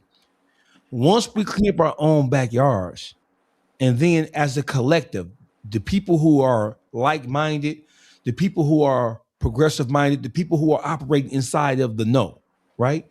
We can then present ourselves as a unified front to other people. When we complain in our neighborhoods about let's say the way the police treat us, the police are looking at us like they know we're not going to stick together. Mm-hmm. They know we're not going to move what we call unity and group operation. Right. They know that we're not going to stand together. They know that all they have to do is really stump their feet on the ground, and there are those amongst us who are going to, I'm going to call you later and tell you which one of these niggas are agitating. It's always been that way. Black people have to build our own communities first, but it's not to white people's advantage. It is not to their advantage to see our neighborhoods up. Let's make sure we're on the same page here. Dawgface, how we do it with you being strong as you know what? I was gonna disagree with you, but you said I gotta have the facts, so I ain't gonna, because I feel like we saying the same thing. No. Hey, listen. What I'm saying is this: before we can demand anything from anybody and stand on it, we have to first put those same demands on ourselves. Yeah, I agree with that. Because what I was finna say is this. Saying, Hold on, dog. All I was finna say is niggas gotta stop waiting till the cameras and the news to show up to demand change. Stop waiting till these motherfucking cameras and the news show up, because guess what? The next Jim Crow, Kyle, whatever the fuck his name is, that shit finna happen again. The next Carmelo Anthony, that shit gonna happen again. History has proven that the shit gonna happen again. So why the fuck we gotta keep waiting? Let's start now. The difference between us and white people, and even with the Asian community, when something happen to them, they go to the Capitol Hill, they go demand to get a law in place to change something. We want to go put up signs and talk about black law, all that shit, because it's for money, it's for finesse. They working. Fuck Hey, all they that. working I feel overnight. like this. The best change start is in your home. Like, I can't go look at dude yard and be like, man, your shit dirty in the motherfucker. And I'm looking at my shit. My shit ain't even cut. I can't be trying to teach all these other motherfucking kids, but my kids in school getting motherfucking D's and F's and they calling me every day. I feel like if everybody just start in their home, and that's where all the change start. Motherfuckers got to stop looking outside for change. That shit start inside the house. Like, that's why I don't do no charitable shit in my city for no whole bunch of kids. Shit, I got 2 kids that when I came home from prison, they was 6 and 7. I had to relearn them. They got to learn me. I got to get them together. I'm focused on my kids first. And once I get them together, then I can go outside and start teaching. I think that's a lot of our problem, man. We doing all this shit outside our motherfucking house, but our house is fucked up. It's dysfunctional, and it ain't no structure. Black community don't even understand structure because we some of the most powerful motherfuckers on earth. They mimic us, gimmick us, love our style, our communities, everything. Exploit and us. then, if you think about it, when it's time to stand up, there's more of them standing up with us than us standing up with us, if you think about it. So I don't know, man. Maybe I'm wrong, but that's just how I think. No, you're right. I'm gonna add one more part to what you said, because you're right. We do have to start in our homes, but we got to start with ourselves. I got to come in. We got to start with us. No, I need him to come as back. an I got something to individual. ask Too Real in face. Go ahead, Queen. My bad. We got to start with ourselves as an individual, because number one, Dawgface, you touched on something that I've said to a lot of people. If you are Black in America, you have PTSD automatically. Amen. Because there's no way walking around this country you do not have it, especially the way that we've grown up and seen things and we've experienced life. That ain't normal You for a have human. to start. It's not. The things that we've seen. Think about this. We watched in 2020 more Black people be killed on social media videos than any other race ever. We literally watched people die on video. Think of what that 12 does. years old. Philando Castile. Oh my God. We watched this happen. He lost his arm, Queen. Crazy. Psychological damage has been done to you as a Black person, whether it's been in your face, blatant racism, it's been that subtle shit, it's been colorism, whatever the hell it's been, you've been through some form of PTSD. You've got to start with you. You've got to fix you and get rid of that stuff you got going on inside of you, or else you're going to keep feeding that poison into your household. So you've got to fix you, fix your family. And if we start working like this, I agree. That's how change comes. And anybody that don't want to change, mother had you, mother made you, motherfuck you. Go over there. Because the people who want change, who are really tired of all of this, who don't want to keep going down the same rabbit hole and Groundhog Day, we trying to do something. Henny, what do we do though? Like what to feedback off you and even Dawgface and Too Real, because y'all kind of said the same, and even the Boogie. What do we do with the dudes who don't want to get on this militant timing? What do we do with you can't save somebody who don't want to be saved? But they the problems even getting in our way though. They actually getting in our way. You only could focus on the ones who want to get on. Exactly. I am. We got a lot of bad I don't even know you when you on code. I don't even know Henny. Hey, but hold on. We got a lot of bad representation out here. Let me put my headphones back on. Listen, he just asked a question. The question is, first of all, the biggest problem that's going on in the Black community ain't no outside factors. There are all outside factors in terms of education, job, blah, blah, blah, blah, blah. But listen, we can't even get to that shit. We can't get to the sweet spot. We can't get to the good part of life because people who look just like us, listen. In the way. Listen, to Real get rich. He get richer. Bless get richer. Boogie get richer. Henny get richer. I get some money at all. The first thing I'm doing is I'm getting the fuck away from you niggas. That's the first thing I'm gonna do. Oh, Dawgface, they don't sound no pro back. Listen, I don't got time. I'm not Martin Luther King. I'm not Martin Luther King. When I get some money, I'm getting the fuck away from you niggas because I can't have no money and live amongst you niggas because you niggas gonna try to take it from me. Right? My kids, right? Oh, it can happen anywhere. Yeah, it can happen anywhere. Robbery, death, destruction, Columbine happened in an all-white environment. We understand that. But the likelihood of my kids getting shot the fuck down because they got some Jordans on, it decreases the further away from you niggas I get. But you increase your child being killed by a white person or having an unjust system. Nah, dog ain't lying. You gonna get killed by a nigga I'm more not in these lying. neighborhoods. No, it's not a lie. But at the same time, we gotta stop also thinking, where we going? Where we going? Where's our affluent neighborhoods to go to? We going in their neighborhood. Let me speak to that. They have them in Georgia. Let me speak to that. So because this is a regional thing, right? So it's more. No, it's not. So let me just speak to that. So let's deal with mathematics because I'm a mathematician, right? So the more this mathematics will solve every problem you have. The more money you have, if you live in an urban environment, the more money you have. This your environment. The more when your income goes up, the level of danger you in goes up because the majority of the people where you come from, they don't have what you have. So they start looking at you like you're the Bank of America, right. Even though you came from where they came from, even though you pulled yourself up by whatever means. So this your environment. When you start to raise up your income, the danger of you living in that same neighborhood that you came from goes up like this. So any nigga with some sense from Milwaukee to Florida, niggas in Milwaukee, when they get their bread, where they go? They stay in Milwaukee? Hell no. Hell no. But can I finish my Atlanta, Texas, Arizona. That's where everybody moving to. Yeah, but can I finish my point? Because I wasn't done with what I was saying. No. I'm let you, but let me just say this and I'm gonna let you finish your point. Hey, Henny, okay. What I'm saying is, here's the question. What do we do with the people in our communities who don't want to see change happen? What do we do with the niggas who don't want to play ball? The niggas who don't want to play ball, they are dead set on not playing ball because they are comfortable where they are, right? They are the kings. The people who are not going to play ball are the people who are benefiting from the shit that goes on inside the hood. That's the people who ain't gonna want to play ball because in the hood, they kings. When they raise up, not so much so. So to answer your question, Henny, you asked the question. We might have to kill some of these bitch ass niggas. There you go, Dawgface. That's all I was saying to all you brothers in Queens. No. What do we do when they no, Henny? Because neither one of y'all, none Henny, of y'all let me finish what I was saying before y'all jumped out the window. Man gotta punish some of these niggas, man. If you gonna stay in that environment, absolutely. Hands on, Henny.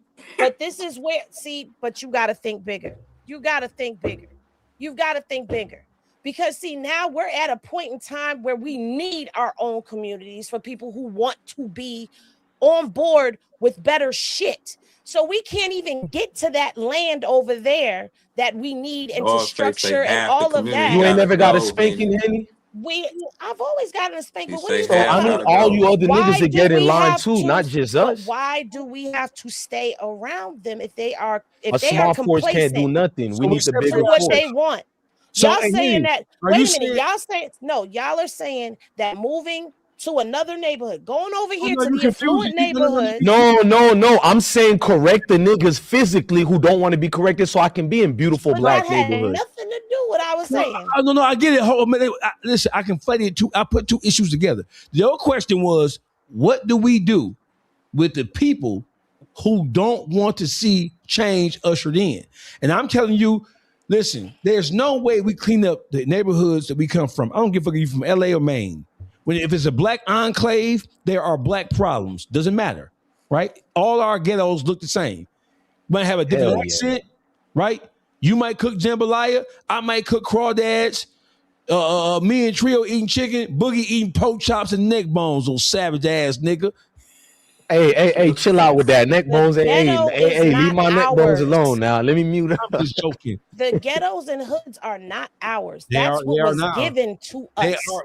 That's our reality right now. Well, why can't we go have our own? Why can't we have our own communities? Why can't we We have to have clean it up first. our You communities that Hey, we clean move it- to? hey, listen, we Henny, have to clean shit up first. Henny, that Why girl can't Henny, we? that girl Henny. You know what? We can, right? But I think we all missing one big contributing factor. And you tell me what you think about this. You a woman, right? You have any children? I have 4 children. 4 children. So I think you can relate to this very well.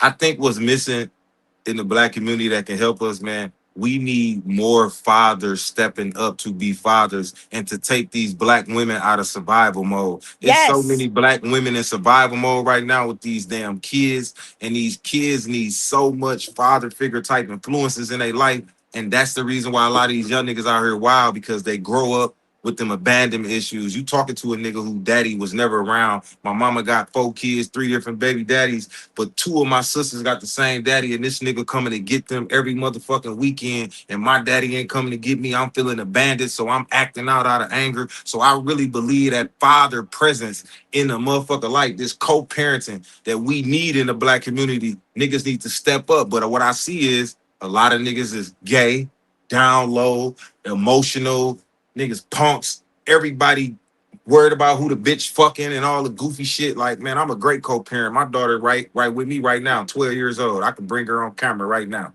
My daughter been with me 2 years. She live with me, stay with me, because I feel like she needs me. At 12 years old, she's a teenager. She needs to know what's going on. She need her daddy to keep it real with her. That presence. It got so bad with my daughter when she was with me a month on, month off, the teachers can tell when she wasn't with me. They like, you ain't with your daddy this month, is you? You know why? Because when she with me, it's a whole different person. And I feel like the Black father inside the households or just co-parenting with the punk bitch. Even if you talking to a nigga that went to court for 2-3 years when I got out.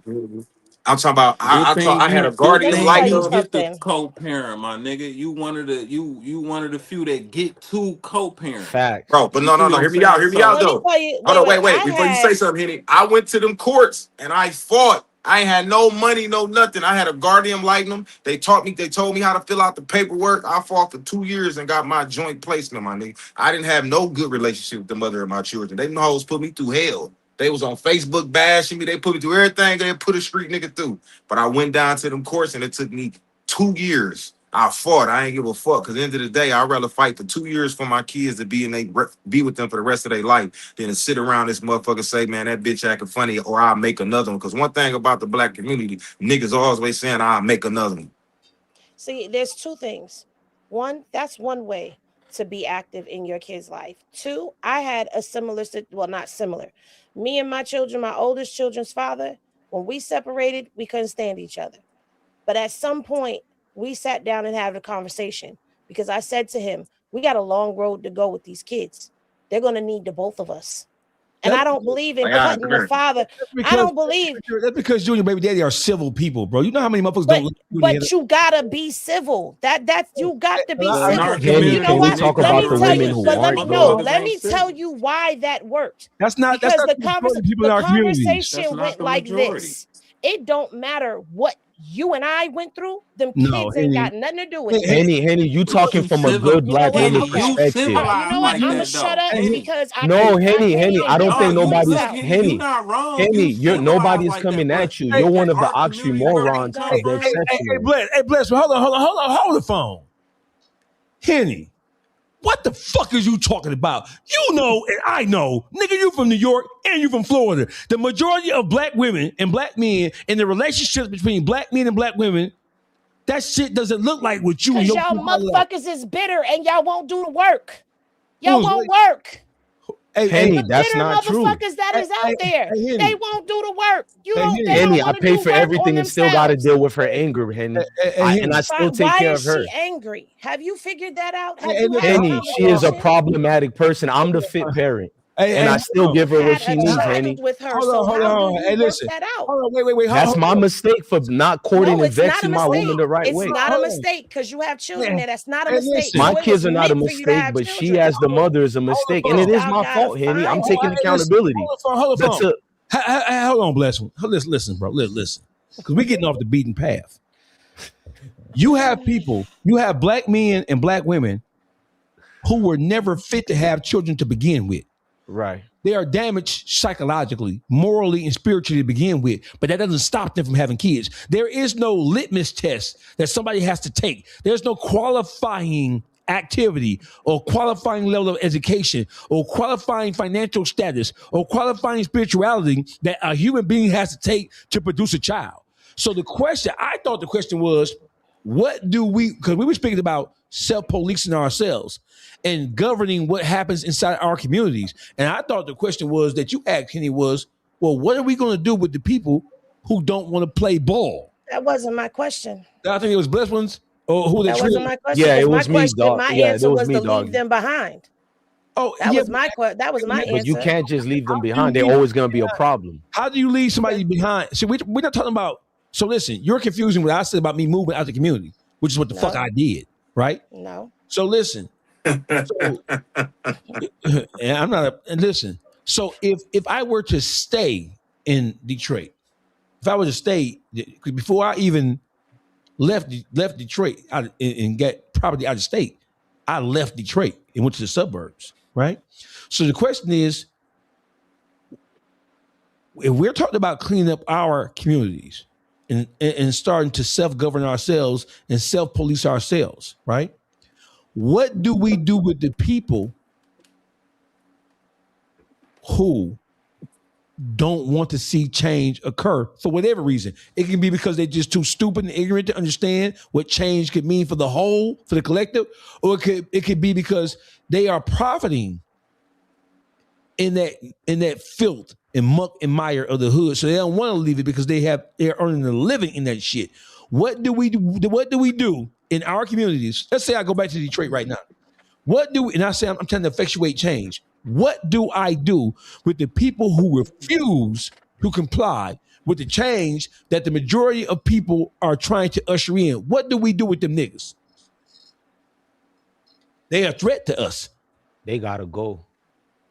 I can't lie. I'm a military dude. I'm a militant. They gotta go. If you ain't gonna kill him, you gotta be a hoe ass nigga and call the police.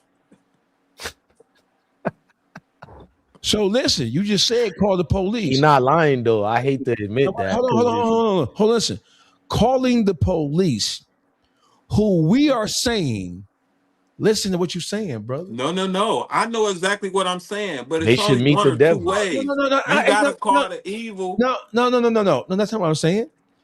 We're going to call the police, who we already distrust, who we already look at as the enemy. We're going to call, once they know what we're doing. Do you think the police, who we are saying is our open enemy, they're on the front line of trying to destroy us?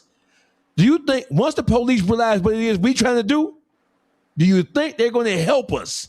No, he just means let them get rid of the dirty work. We gotta use what we got until they realize. So we you gonna cross use the them. bridge when you get kill there. some, call police on other ones. I ain't calling no cops face. I ain't say I'm calling no goddamn cops. If you a liberator, you ain't thinking like. Listen, if you a liberator of your own environment, you have to think more about your own environment than the individual scum bucket ass niggas who live in that environment. Once you become a true liberator, we don't give a fuck about the niggas who are moving against progress. Right. The people who are moving against progress are our enemies, just like we saying the white man is our enemy. So whatever happens to them, happens to them. That's why I said leave them behind. I agree with that part. How do you leave them behind? My question to you, Henny, is you just answered it. How you leave them behind? Yeah, you if they're not with the progress, they are now an enemy. So that means they are on the outskirts now. They are not one of us now. So they could be a black brother, a black sister, but you over there. What we do with them? What do you mean you leave them there? Oh no, how do you kick them out the function? Oh no, you can't, because we move from the function. No, we're not moving. We're staying in our community. We're not moving anywhere. We're staying there. You gotta get them out the community. We're Yeah, staying you there. got to drive them out. How? Where we gonna drive them to? You know what we gotta do. You gotta be we just scared to violent. What say you it. mean? You got to get militant and get them out the neighborhood. You Oh got to God. go.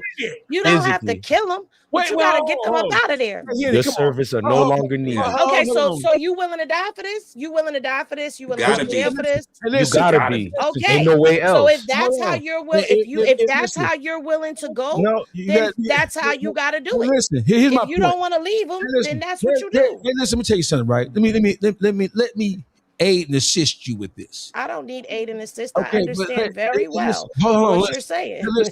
Hey, listen, let me help you. There ain't no such thing as change without consequence, because you have the majority of people. I dare say, I don't want to. Let me not label and just blanket this shit. Bleed. Right? What percentage of black people who live in the ghetto from coast to coast do you think are happy, or at the very least too stupid to even understand what change would mean for them? What percentage of black people who live in urban environments are going to resist that change? And then what do you do with the ones who don't want to acquiesce to change? Do we call the police on them? Do we kill them? What do we do with them? It's Yeah, hard. drive man. them out. Hard. And they not going without a fight, Henny. Hell So They then yeah. you out gotta the fight and get slums, them. You hear me? Okay, wait a minute, hold on. They got drums. Okay, but y'all forget that we have a right to bear arms as well. We have a right to protect ourselves. Where you Do driving you them know to? that we can go ahead and we can get them up out of there? You don't want to be here. You're Where not going to driving be them to? here. Where driving them to? Who's gonna take care of your kids after you get arrested? That's why I don't be doing the moves I want to do, because it's like if I fall, I'm cool if I fall in battle, but what force we have to take care of my family? That's the only fear I have. Here's my question. Henny said, drive them out. So we're talking about being in our communities and trying to effectuate a change for the better, for the See, I'm collective. trying to understand how we're still in the communities when you was talking about leaving them. But No, if we're in the I just- communities, I then just- yes, no, you no. got to get them out by force. There's no other way around that. Okay. So I just said, and you said no. I just said that we are conflating what I said about moving out. Moving out doesn't mean I have to do anything with what I left behind. Whatever happens. But what when I said, where we're moving out to. That's what I was talking about when I said we Oh. need our own spaces to move to, so we're not moving in their So we communities. leaving. So we leaving the ghetto. We leaving the If ghetto. you talking about leaving, then yeah, where we going to? That No, was my original question to you. No. Hey, listen. Are we going to their neighborhoods where now we face a whole nother safety issue? That's not what I said. I said our communities. How do we create change in our communities? You mixing up me saying I moved out of the community because it was the safest thing for me to do for myself and my kids. When I started to get some money, I took my motherfucking kids and got the fuck on, because my kids are now a target. So my question is, if I go back to the hood, right? And I say, okay, the focus now is trying to clean up the neighborhoods that I come from. We have to learn how to self-govern ourselves. There's no thing as a successful piece of society when you have people who don't know how to self-govern themselves, don't know how to police their own neighborhoods. When I say police, I don't mean like actual police. There's no connectivity between us, right?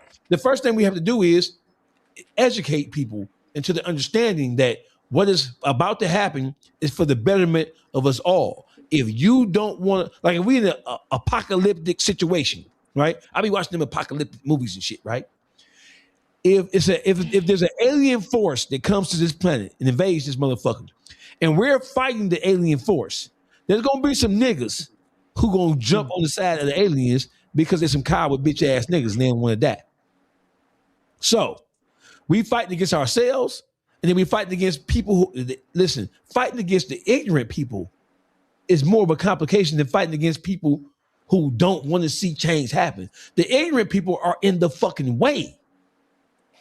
But I can guarantee you that majority of those people who are out there don't have opportunity or have hope. And if you give people something, you're going to start weeding out the ones who really don't want to change versus the ones who are in there because of situations. You got a lot of people with felons on their records that can't get a door open nowhere. So if we start having a plan, listen, this is what we're doing, this is how we're moving, and you start opening doors for people, that's how you start weeding out who does and does not want change and who is the ignorant part of the party that doesn't want to be a part of it. I have a question for you. So, are we saying that in the world that we live in now, as Black people, that we don't have access to education and we don't have access to tools that will allow us to change ourselves and then thus change our immediate environment? Are we saying that? We have plenty of tools to change ourselves, but you know what we also lack, no matter what, unless somebody shows you how to do it or opens a door, directs you that way. You know what a lot of our people don't think about? Financial literacy. Henny. What am I saying? Henny, What am I think you hit the that's nail. so wrong? Hold on, Face. Henny, I think what you everything I'm saying tonight, No, I'm actually agreeing. Are we battling tonight, Dawgface? Is that what we doing? Face. We battling. Face. One of the reasons she said does work, because on YouTube people call it like I'm either the corny nigga or too hood based on who my family is, which that's why I don't judge too much bangers and members, and I got looked at a certain way. But she's right, opportunity though, because on YouTube I don't really talk to nobody. And y'all get to see, people probably don't see my personality like this, like, oh, Blessed One plays well with others because Dawgface hit me up. Hey, I got this show I'm doing. So now my mind trying to be a team player. Most niggas didn't grow up being team players. So I can agree with Henny on that. If you talk to them and you give a dude an opportunity to eat or at least to build with a dude, he don't really look at you as an enemy no more. Like, I don't know y'all, but if another person hit me up to say something about Face or anybody on the panel, I'm gonna now look at them in a weird way because I don't want to know about y'all past. We meeting here right now, so opportunity does change. It does help because now I'm part of this team. Now I gotta matter. Now I gotta do my part. I agree with both of y'all. Watch this. Listen, if you think the road to liberation is as simple as the people who are enlightened doing the enlightened thing, and then we start to, if you think that road is that simple, that's an insult to everybody who has tried this shit before us. If you think the road to enlightenment and the road to riches and the road to self-preservation and the road to self-governance is opportunity, is that, then what the fuck was all them niggas doing before we came who had this same ideology? What the fuck was they doing that didn't work? Are we smarter than them? I'm telling you that a revolution is going to be ugly. A revolution against white people and white oppression is going to be ugly. A genuine revolution, right? It's going to be ugly. I'm telling you what's going to be even uglier is the revolution that we have amongst our own selves, because niggas have been programmed and conditioned to hate each other worse than the white man hates us. We're our own biggest enemies right now, whether we like it or not. When you walk outside, you ain't worried about no hunky walking up down the street. You worry about a nigga who look just like you when you clutch your motherfucking purse. And I know you a gun-toting ass angry black boy, but when you walk outside, Henny, you ain't worried about what no hunky say to you, do you? At most, somebody might say some racist shit and you cuss their ass out, but that's it. You wish a white bitch would, so you can strangle her bitch ass down to the ground. We do walk out with our wish you would attitude. When I walk outside, I'm not worried about nobody white, even though I know the threat of white people does exist all over this planet. When I walk outside, I am more apprehensive when I get into environments where there's more people who look like me. So my question to you is, the revolution that has to happen inside the black community is going to be a bloody motherfucking thing, Henny, because niggas don't want to change. They're too, not all, but a lot of niggas they don't know what they don't know. They don't even understand. Only gonna fall in line. People only gonna fall in line off fear. Yeah. We gonna have to spank ass, Henny. How you think that's gonna be? What outcome that's gonna be, Dawgface? We all lose We all listen. because somebody got to win. Listen, there has to be attrition. Somebody has said this before. There has to be some attrition before we can make progress. Somebody got to go. On God. Because these niggas are not going to allow us as a unit to move forward. They ain't gonna let us. So what is so different from force them out? Because you have to physically what is do it. so different from weed them out? Okay, what does weed them out mean? What does that mean? Because if you're agreeing that not all are doomed, not all don't want change, then that is to say that some, not all, some are circumstantially in their situations. So if those are willing to change, then the remaining factors, what? Do they get left behind or forced out? What would you do to I've force them already out? said that. I'm not going to keep repeating myself up here with y'all. Did you say what I said? You basically sound like, to me, it sounds to me like you saying the same thing, just saying it differently. No, what I'm saying is, do you agree with my motherfucking solution? I think y'all saying the same thing. I'm not agreeing with shit with you tonight. Look, somebody said I plead the fifth on that one. Thank you, Latrina. No, listen, we're in the war room right now. We're in the Black Pentagon. We basically are saying the same thing, but we're just saying it differently. And listen, when Donald Trump walks into the Pentagon, right? When he walks into that motherfucking room with that key, do you think he minces words? He don't mince no motherfucking words. Before they launched that attack against Iran, they ain't minced no. Well, we don't say nothing because they might not like what we got to say. No, some of these niggas gonna have to get their motherfucking issue. In our communities, the biggest threat to our survival, the biggest threat to self-governance, the biggest threat to our safety and well-being in our communities, those threats look just like me and you. I agree with you. White people, and listen, we don't even need no Ku Klux Klan no more. We don't even need the Aryan Nation. We don't need white racist people from Texas. Let me say this to you, Dawgface, because you're right. I do fear my own people. But you know what? Where I live right now. You have threatened me. You ain't scared of me. You're not scared of me. You're not scared of me. I'm a scary sort. I'm not scared of you. Hey, Henny, can I say something though? You know why I ain't scared. I don't think about white people. I barely even think about the police when I walk outside. Black people have become the new KKK, boss. They just don't have on white hoodies. Black people are the new KKK. We are hanging niggas in the court of public opinion. Do you understand how the propaganda, how they play these games? They put these stories out here about our idols. Like, even though I may not agree with half of the shit Diddy did, but the man was not on trial for beating Cassidy. The man was on trial for being a fucking freak. But guess what? We so mad at Diddy for all the things we think he got away with, from Tupac murder to what he did to Craig Mack, the shit May said he did, all this shit that he posted and got away with, right? So we want him convicted so bad, and a white man, the enemy, as they say, played on that.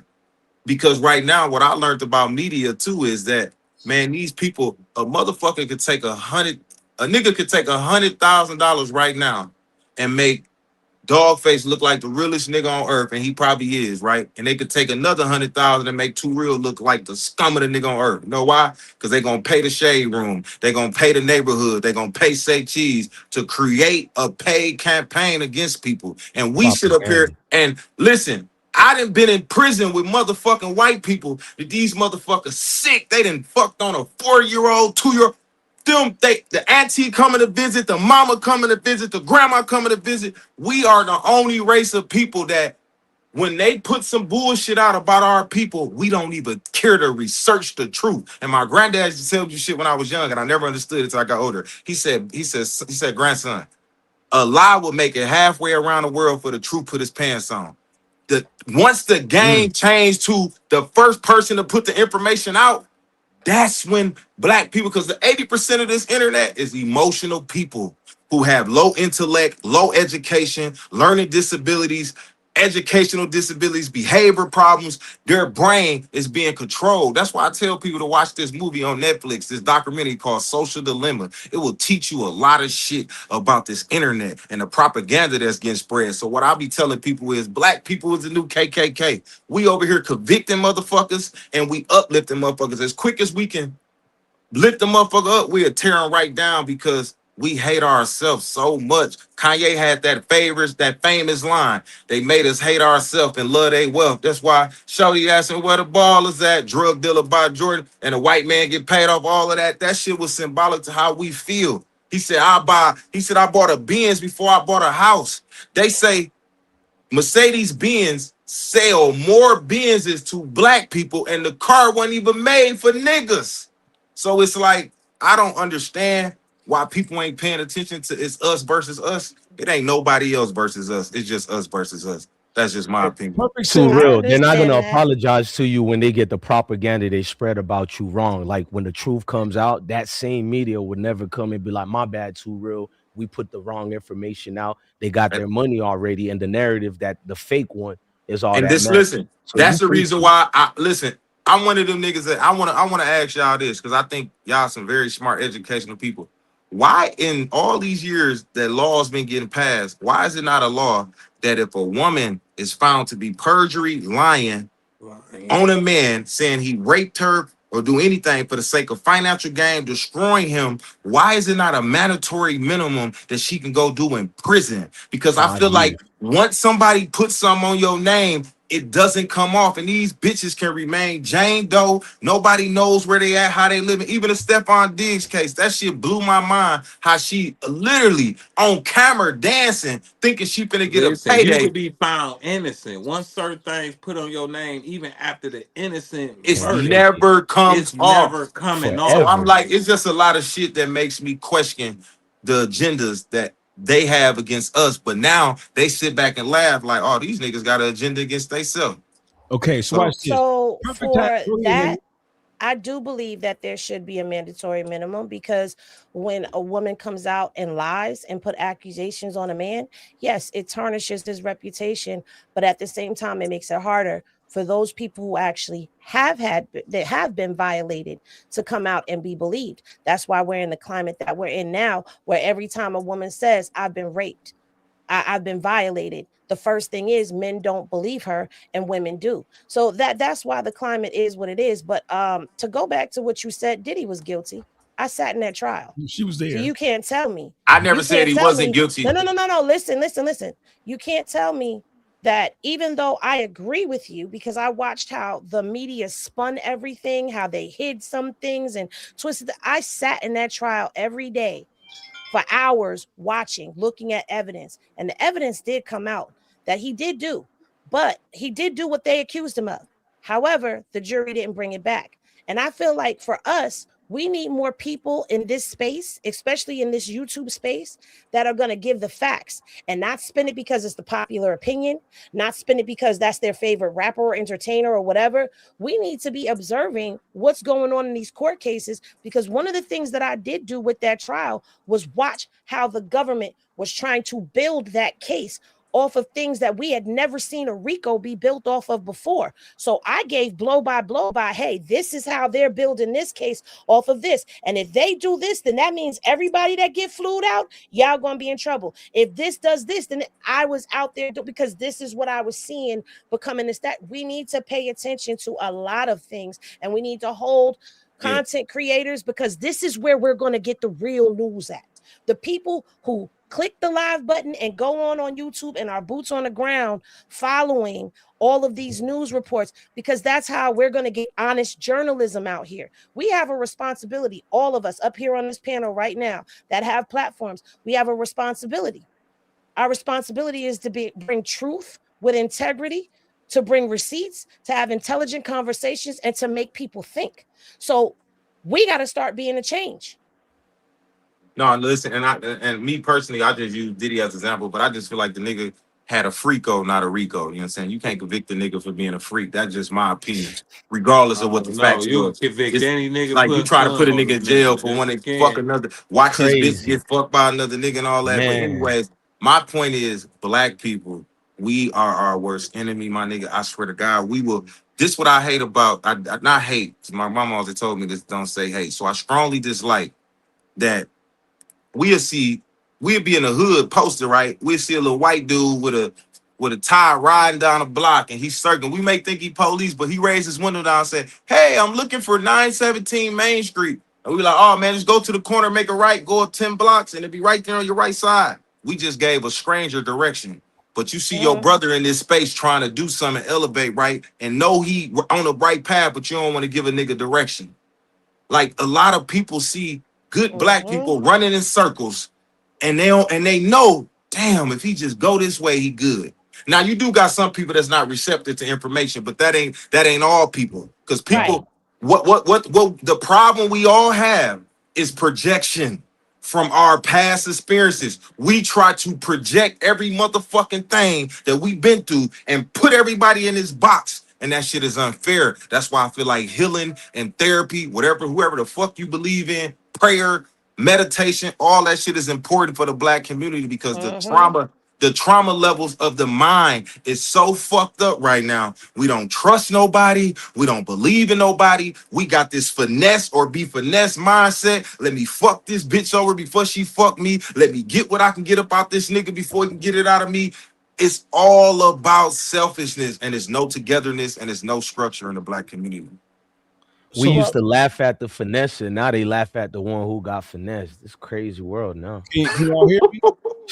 We gotta get rid of that stigma Hey, in our Dawgface, where the little community. where the little Don shit at, man? DeMarco. It's the bar. You big dummy. Hey, I honestly thought about that because of you two, real. I finally smoked. I said I wasn't, and Black I'm people. like, damn, brother was like, you said a whole lot. Hey, I listen, love us, but you ain't Dog, lying. you It's froze. us. one. When it It's comes to us. black people, this is our theme song. You big dummy.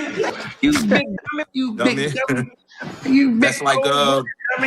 You big dummy. See what you did? Oh no, you big dummy. like I'm gonna be honest with you. You got people that they need help, and some people don't know how to help them. I understand that. But I'm gonna tell you the truth. It's so many people that I seen in my city just doing something in the space they was in that I had expertise in, and I just reached out and said, "Hey, bro, what's your number?" They be shocked that I DM and I'll call them and I'll be like, "Hey, I'm finna send you something. I want you to look at this, read this. Hey, this is what you should do. Download this app to elevate what you got going on, and don't even tell nobody I even helped you, because at the end of the day, God see what you're doing. If you believe in anything, you don't do blessings to get blessings from that same person.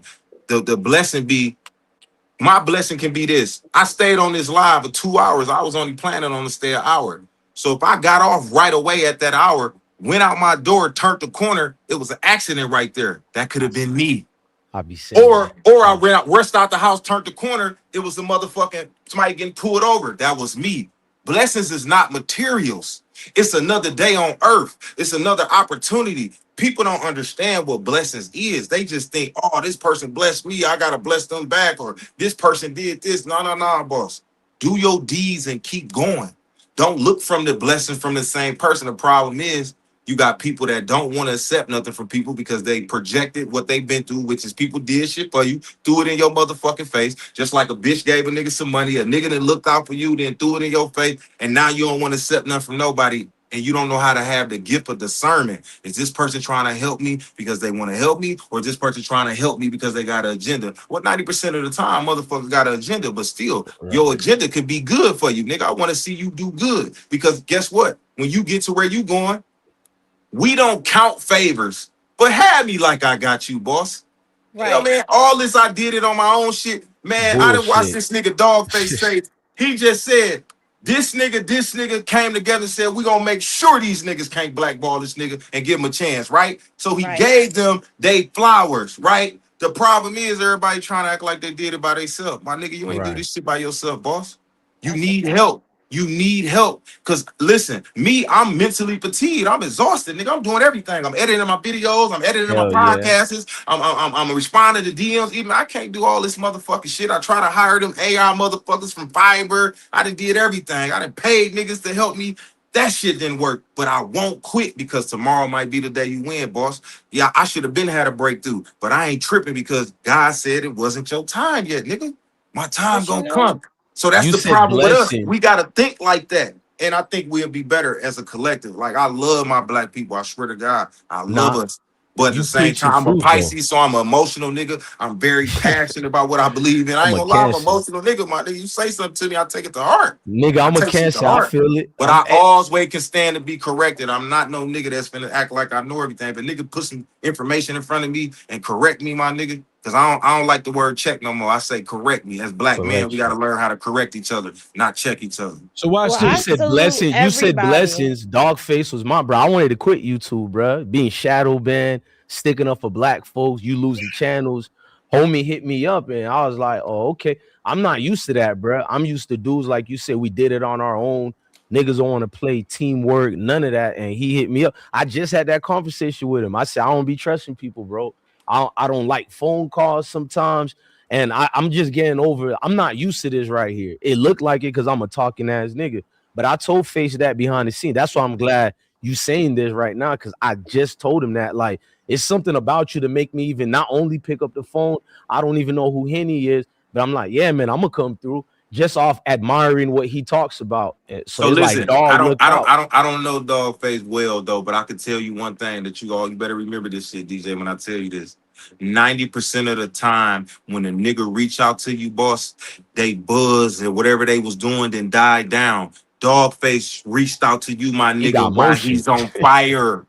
Niggas don't I do told him, that. They right. don't reach out to niggas when they hot. Facts. Niggas will wait till They don't. they get cold and try to really Man. piggyback off you because you the new face going up. And this nigga fucking with you while he on fire, that doesn't happen Nigga, all he the time, humbled me. boss. He humbled me. I It don't don't say that to happen with people. niggas, man. I'm on this is Nah. my time, nigga. This is my camera time.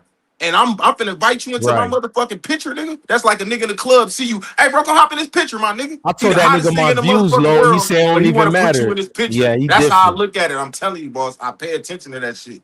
When Well, a I'm gonna nigga on say fire this. and a nigga put you in the spotlight, that's how you know that shit real. That's when you can trust it, Go nigga. ahead, Henny. I got breaking news, though. Go ahead, Henny. I just wanted to say, I salute anybody that reaches out and they don't charge you an arm and a leg, because that's another problem that seems to be. You have the key to something and then everybody wants to put a dollar sign on it. So anybody that is everybody, I don't care who you are, that is giving out free game to people just because, I feel like you the real one. You the realest one in the room, because game is supposed to be taught. It's supposed to be told and never sold. Right. So when you putting somebody on and they actually break through and they giving you your flowers, that means that you've done a good deed. And we don't do enough of that. You know what I'm saying? So I salute everybody. And yes, I salute Dawgface big time, because I was ready to give up on my YouTube. And anytime I start having some issues, here he come with, let's go live. I don't know if he be seeing I ain't been live in a minute or what, but he got me on my toes right now. And I'm grateful for that. You know what I'm saying? And you're right. Amen. People don't do that when they on fire. They don't give people platforms. They don't share Hell their no. opportunities. They don't open doors for you. You know what I'm saying? This is all me, my eye. So I'm grateful for the opportunities that he's given me. I'm grateful for the So opportunities you understand of what the I'm saying, people, right? period. So Yeah, Henny, you understand what I'm saying, right, Henny? You get it? You get what I'm I saying? get, Okay, yeah. okay. Say look. So watch Hey, this. Dawgface said he has some breaking news though, man. Breaking What's the news. breaking news? So breaking news is Charleston White. Oh, Lord. Here it go right here. Hello, Anthony K. I ain't put no goddamn money toward that boy. His daddy too goddamn weak for me. What? I don't like a weak nigga. His dad ain't willing to die, kill, or go to jail for nothing. That nigga just want some bills paid. Karmelo, my heart go out to you if you ever see this video one day. Nigga, I'd rather stand with the Jeff Metcalf nigga than I would with Karmelo's daddy. Nigga is weak, dark side and conservative. I ain't standing with no weak ass black man, nigga. I'm off the case. I'm sending the money back. Go get them weak ass nigga Benjamin Trump here. I'm out. I'm off. That's I knew crazy. that was coming. Damn, he shocked me. I ain't gonna lie to y'all. We I just thought he was Shocked you? defending. Yeah, I know I know what he be doing, Henny. I'm on it. Jeff Metcalf called him out. You think he wasn't Yeah, I no seen that. fold? I don't know, man. Listen, I don't know if y'all I'm want to go shocked. first, but Nah, go first too, real. I'm the that, Dawgface just dropped the bomb. The nigga was that, just saying he gonna help the appeal yesterday. I That's don't why I see. ain't big him up. See, my thing is this, boss. I ain't gonna lie, man. I'm gonna have to let y'all speak, dog, because my mind is everywhere. Nah, With this go shit. ahead too, real. Hey, So take your time. look. My mind gone. This all I feel, right? I ain't gonna lie. When I knew I was gonna get on here, bro, I sit down for at least like an hour, and I was just reading through the facts and trying to sort through out the real shit. Man, I can't lie to y'all, dog. My heart go out to Karmelo Anthony, but I ain't gonna lie, bro. Man, fuck dude, daddy and his mama, bro. Fuck dude, bro. And I'm gonna tell you why. 695K, my nigga. That shit went on a house, a car, and you let your Wow. son walk in that motherfucking courtroom with a public motherfucking pretender, my nigga. And what y'all don't understand about this You were talking trial, about that no. no, What? he ain't had no paid lawyer. He didn't have a paid attorney. I did the research. I looked. No paid attorney was 700,000. You Now on don't love top of your that, child. hold on. On top of that, when they called a character witness, instead of calling his teacher or coach, they called his mother, which will discredit you out the gate. Now, remind you, when he lost his trial, he filed for appeal under indigent. I don't know if y'all know what indigent means. That means I have no money. And in that case, with the GoFundMe and all that shit, it might be a long fucking time for he ever even get back in a court system because he filed the appeal right away under indigent, meaning he has no money. How this man 700,000, he could have got that motherfucker that YFN Lucci had, Young Thug had. He could have got a good attorney, but the parents allegedly, they said the parents put money on this nice house in the suburbs, bought $125,000 vehicle with the 700,000, not a new gun, the new GoFundMe. Allegedly, all the funds supposed to be going to the attorneys now instead of to the family. Now, by Charleston White saying they just want a payday, that do go coincide with the information that I got with the current 700,000 they had, and let their son walk into a trial with a public They didn't Is pretender. get it that. confirmed They they didn't Hold used get the on, that money because on the money. the house? lawyer, hold on. They That didn't get lawyer that was money. not a public defender. He worked in the public defender's office, but then That's he a did public go and defender. hold on. He opened his own law practice. He So he was wasn't a paid though. lawyer. Was he paid by the family? Listen, that Henny was money. no. The Listen, question is, was he paid by the family? he Pro was paid bono, from the huh? GoFundMe. The lawyer He could had have. to get the GoFundMe money. They wouldn't give it to I the family. actually have the statement from the cash go give whatever it is, and they did say that the family did get paid out, and it did go towards the family having to relocate because they said that they were being threatened. It did go towards his legal team, but I don't know what happened with this legal team, because in all actuality They they fell had down a there. black attorney in the beginning, and then Dominique Alexander convinced them to go with Mike Howard. That's how that went. So they changed attorneys because Dominique told them that it would look better for them to have a white lawyer versus a black lawyer going into court. So all of the technicalities and all of that, I don't know. But what I do know is at the time when he Yeah, walked the in the dad room as regrets a that. trial, he was a defense attorney from his own trial practice. So he did start out in the public defender's office, but he was not a public defender when he went in the courtroom. Now, what Karmelo Anthony has for his appeal at this moment is a public defender on his appeal. So this Maybe you case should is have. just Ran the all whole play kinds was of. Dominique. That's because Dominique ran the whole he play. filed the appeal under indigent, meaning he Yeah. has no money. When you file an appeal under indigent money, I didn't listen, bro. I did beat So cases, look. lost cases. I spent a lot Hold of my time in jail, so I know when it comes to indigent, that means you letting the state know that you have no money, and Mm-hmm. that and assigning an attorney to you That's on an crazy. appeal. On an appeal would take twice as longer if it was a paid attorney on an appeal. Now I don't know how the motions go See because that? Texas got their own laws and shit, but Now, But it was those funding alleged. money I don't was know how true this frozen is though. because it's a whole bunch of false information out here. I seen some today where they said Boosie donated $500,000 and this person donated. I don't know how true Hell that is. nah. But it's a blog. I seen it. I had screenshotted it and put it in my phone where they It's said what you said Boosie. earlier too, real. These blogs be cat. Yeah, Hell they said, no. yeah, Boosie I'm donated trying a to. $500,000. You I see I'm how donated trying hard to. Boosie be $50. I ain't hustling. gonna You lie. I think don't that nigga giving up $500,000 for anything? I don't believe that either.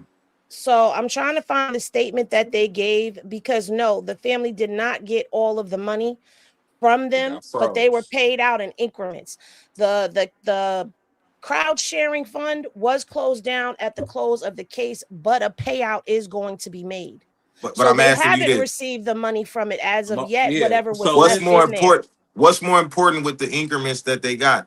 From what it was, what was put out there. The neighborhood that they moved into was a highly expensive neighborhood. They could have moved to a Right, whole nother state or small town. My right. son, freedom is more important than me living a lavish life or I having a agree. He $150,000 can't truck. move in that case. I That That shit agree. case is more going to on. me. He Is wasn't more gonna be able to important. I'm leave just there. saying, if me and you had that was our son, man, me and you would be at odds.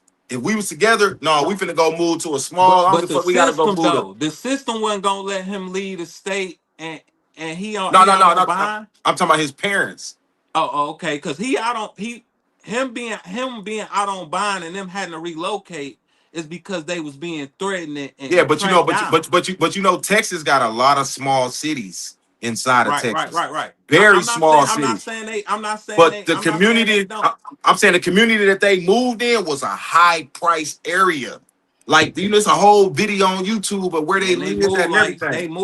8 times. They Oh, see, have. I ain't They know that. moved a lot of They times. moved like So eight now times. here's So the listen, statement. hold on, Henry. Let me break this down real quick.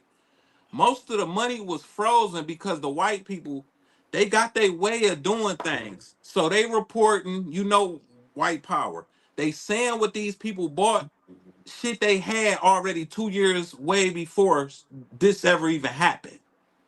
So they saying they bought a new truck. They saying they bought this house. They already had this shit before this money, before they son did whatever, before Mm. anything occurred. So that's what made the money get froze. So okay, they using this money for a luxury lifestyle. That's why the money got froze, but they wasn't. All this is old shit. But let me But ask you this: see, wait, let me read. as a father and a mother, if you had bought this house before your son did whatever, you wouldn't sell this house to get your son a better attorney. You wouldn't But sell that truck. It You gotta wouldn't I sell. can go. Like, I'm answer just It saying, that gotta for go. you. how far would you I go for can your son? answer Go that ahead, for Henny. you. Go ahead, So Henny. in this statement, which This shit I'm going gotta to go. post to my page, it says this fundraiser was created to support pretrial needs, and those funds were dispersed over the past year for lawful purposes, including legal defense and family relocation.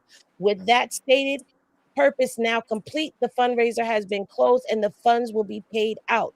So right there, Give, Send, Go, which is where they had their fundraiser at, is telling you they dispersed over the year to help them with relocation, to help them with the attorneys. So, and this right here is one of those crowd sharing sites that's set up specifically for people who need help in legal matters. So they can't just take the money out and do whatever they want to do with it. It The has lawyer they to be got, accounted for. the lawyer they got, he had to get the money. They wouldn't let the family get the rest of the money. Things that was getting dispersed out, that got dispersed to the lawyer, which that lawyer came from Dominique. Mm-hmm. Dominique is a community activist. Who That's I his hear got lawyer a in some shitty type of way. past. So him going to get the lawyer was Who strictly, got a shitty pass? we got to Excuse get my. this Dominique. money up out this account. Okay. So of course they gonna get some. They got to keep relocating, as well as getting help from the community to relocate. What you think Dominique got out the deal Right. from what did get pulled out the account? He got most. He got a percentage of it for sure. Him and Mm-hmm. that lawyer, because that lawyer is That's a fact. a paid lawyer, but they got the Yeah. wrong motherfucking lawyer because it wasn't That's a about fact. fighting. It was about all that money in the account that they fighting for.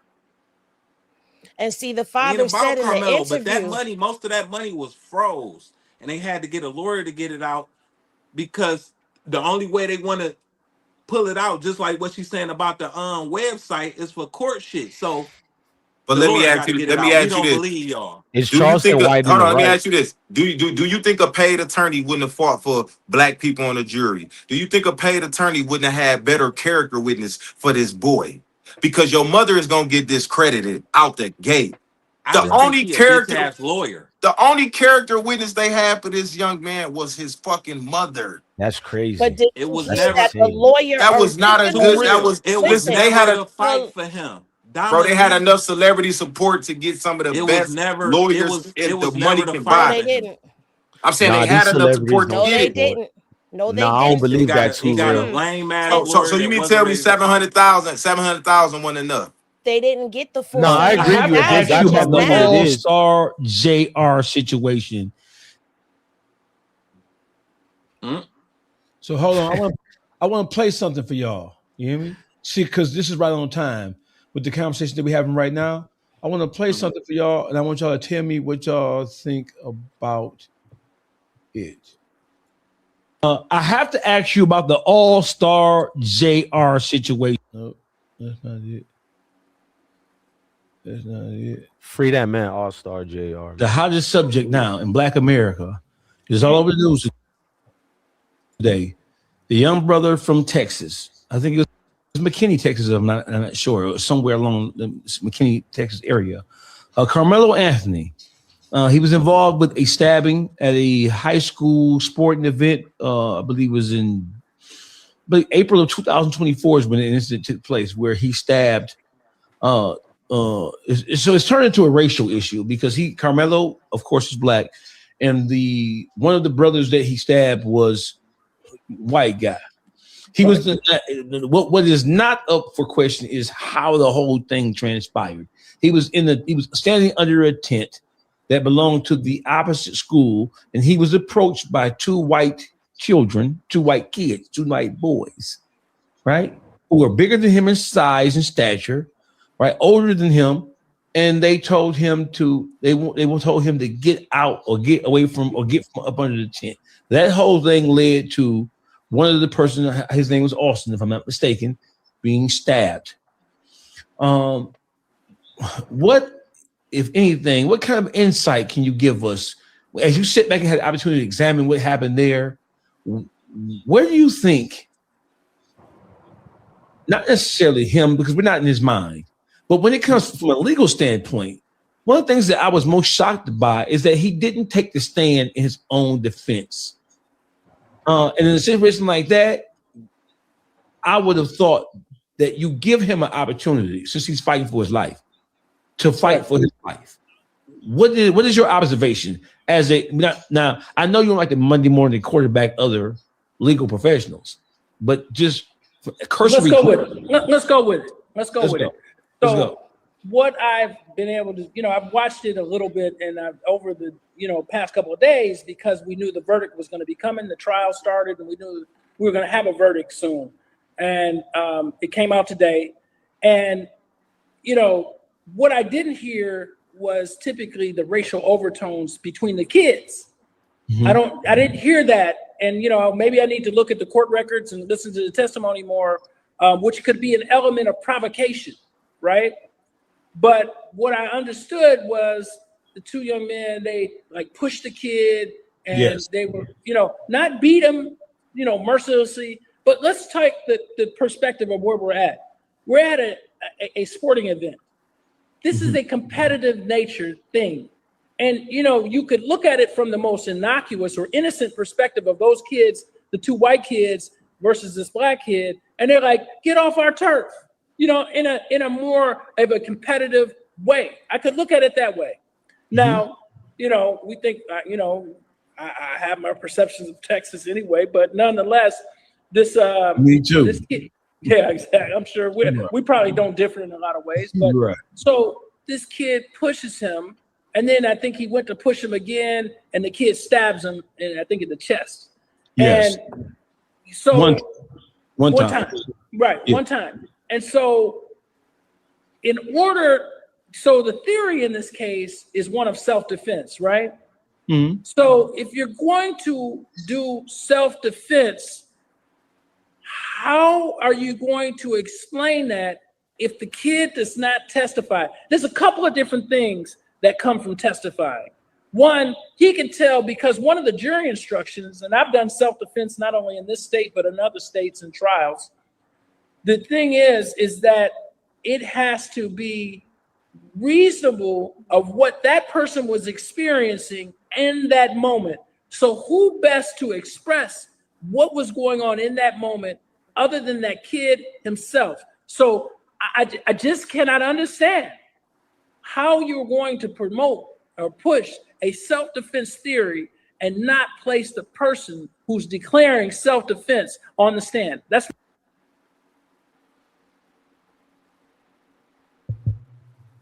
His dad has said he wanted to take the stand, but the lawyer told him not to. The lawyer told him not to. That is called ineffective and inassistance of counsel. Right? That tells you, listen, the lawyer came from a public defender office, but he started his own practice. He was inexperienced. He should have never took that case, and they let the Dominique Alexander, the family were misled, and they were betrayed by him. The family, sorry, but these niggas don't sound like the smartest motherfuckers to me. They were very inexperienced, and that's something that the father said. He said we should have been rebellious against what they were advised, and they should have stayed with the lawyer that they had. But that lawyer that they paid for was complacent because he already worked in the district attorney's office, which means he has a relationship with the prosecution and he has relationships with the judge. So, even though people are saying that, the whole thing about the judge and the Metcalfs being friends is fake. Well, it doesn't matter if the Metcalfs were friends or not when you got the DA, the defense, and the judge who all run in the same circle.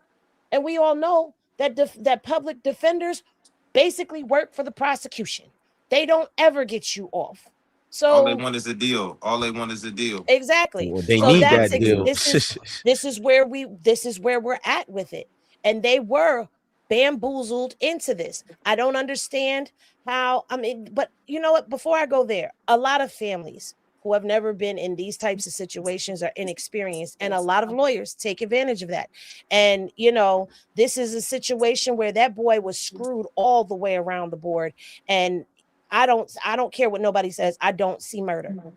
The media, it was good kid versus bad kid. So we needed to hear Karmelo's side.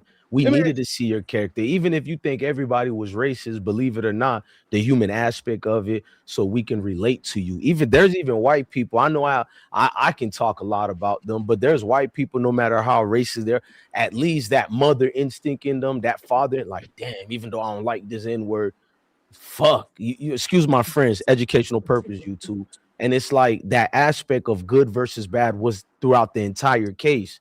And I didn't find out until after the fact, wow, Karmelo really didn't take the stand.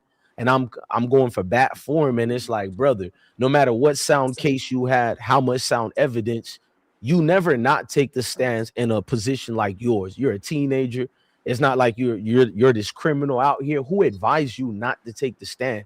Even if, I'm gonna keep it real, even if you was guilty, why not take the stand to at least share your story of whatever was guiltiness for that human aspect part? Because all they looked at you is this monster. And yes, already anyways, but damn, you really look like it. Like, he's cold-hearted. He doesn't even have anything to say about it. That's how it came across. Hey, bless me. It doesn't take a legal pundit or a political pundit. It doesn't take somebody with a law degree. You don't have to be a paralegal to understand. In cases of self-defense, almost all and every when it goes to trial, right?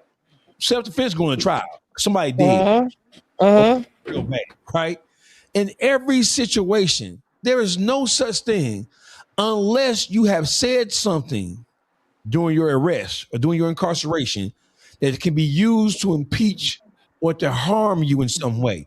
If you don't have statements that you don't want to have come out, because if you broach a particular subject, then the DA or prosecutor can attack you. If you don't have that, you're supposed to listen, because just like he just said, that is Todd Perkins, for those of you who don't know, right? Okay.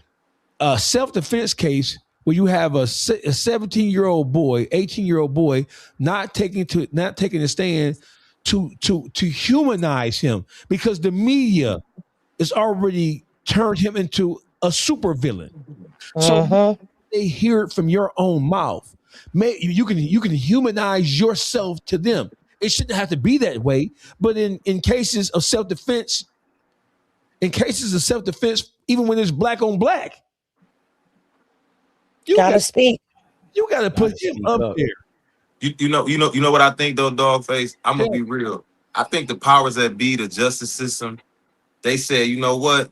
No, it won't be this one.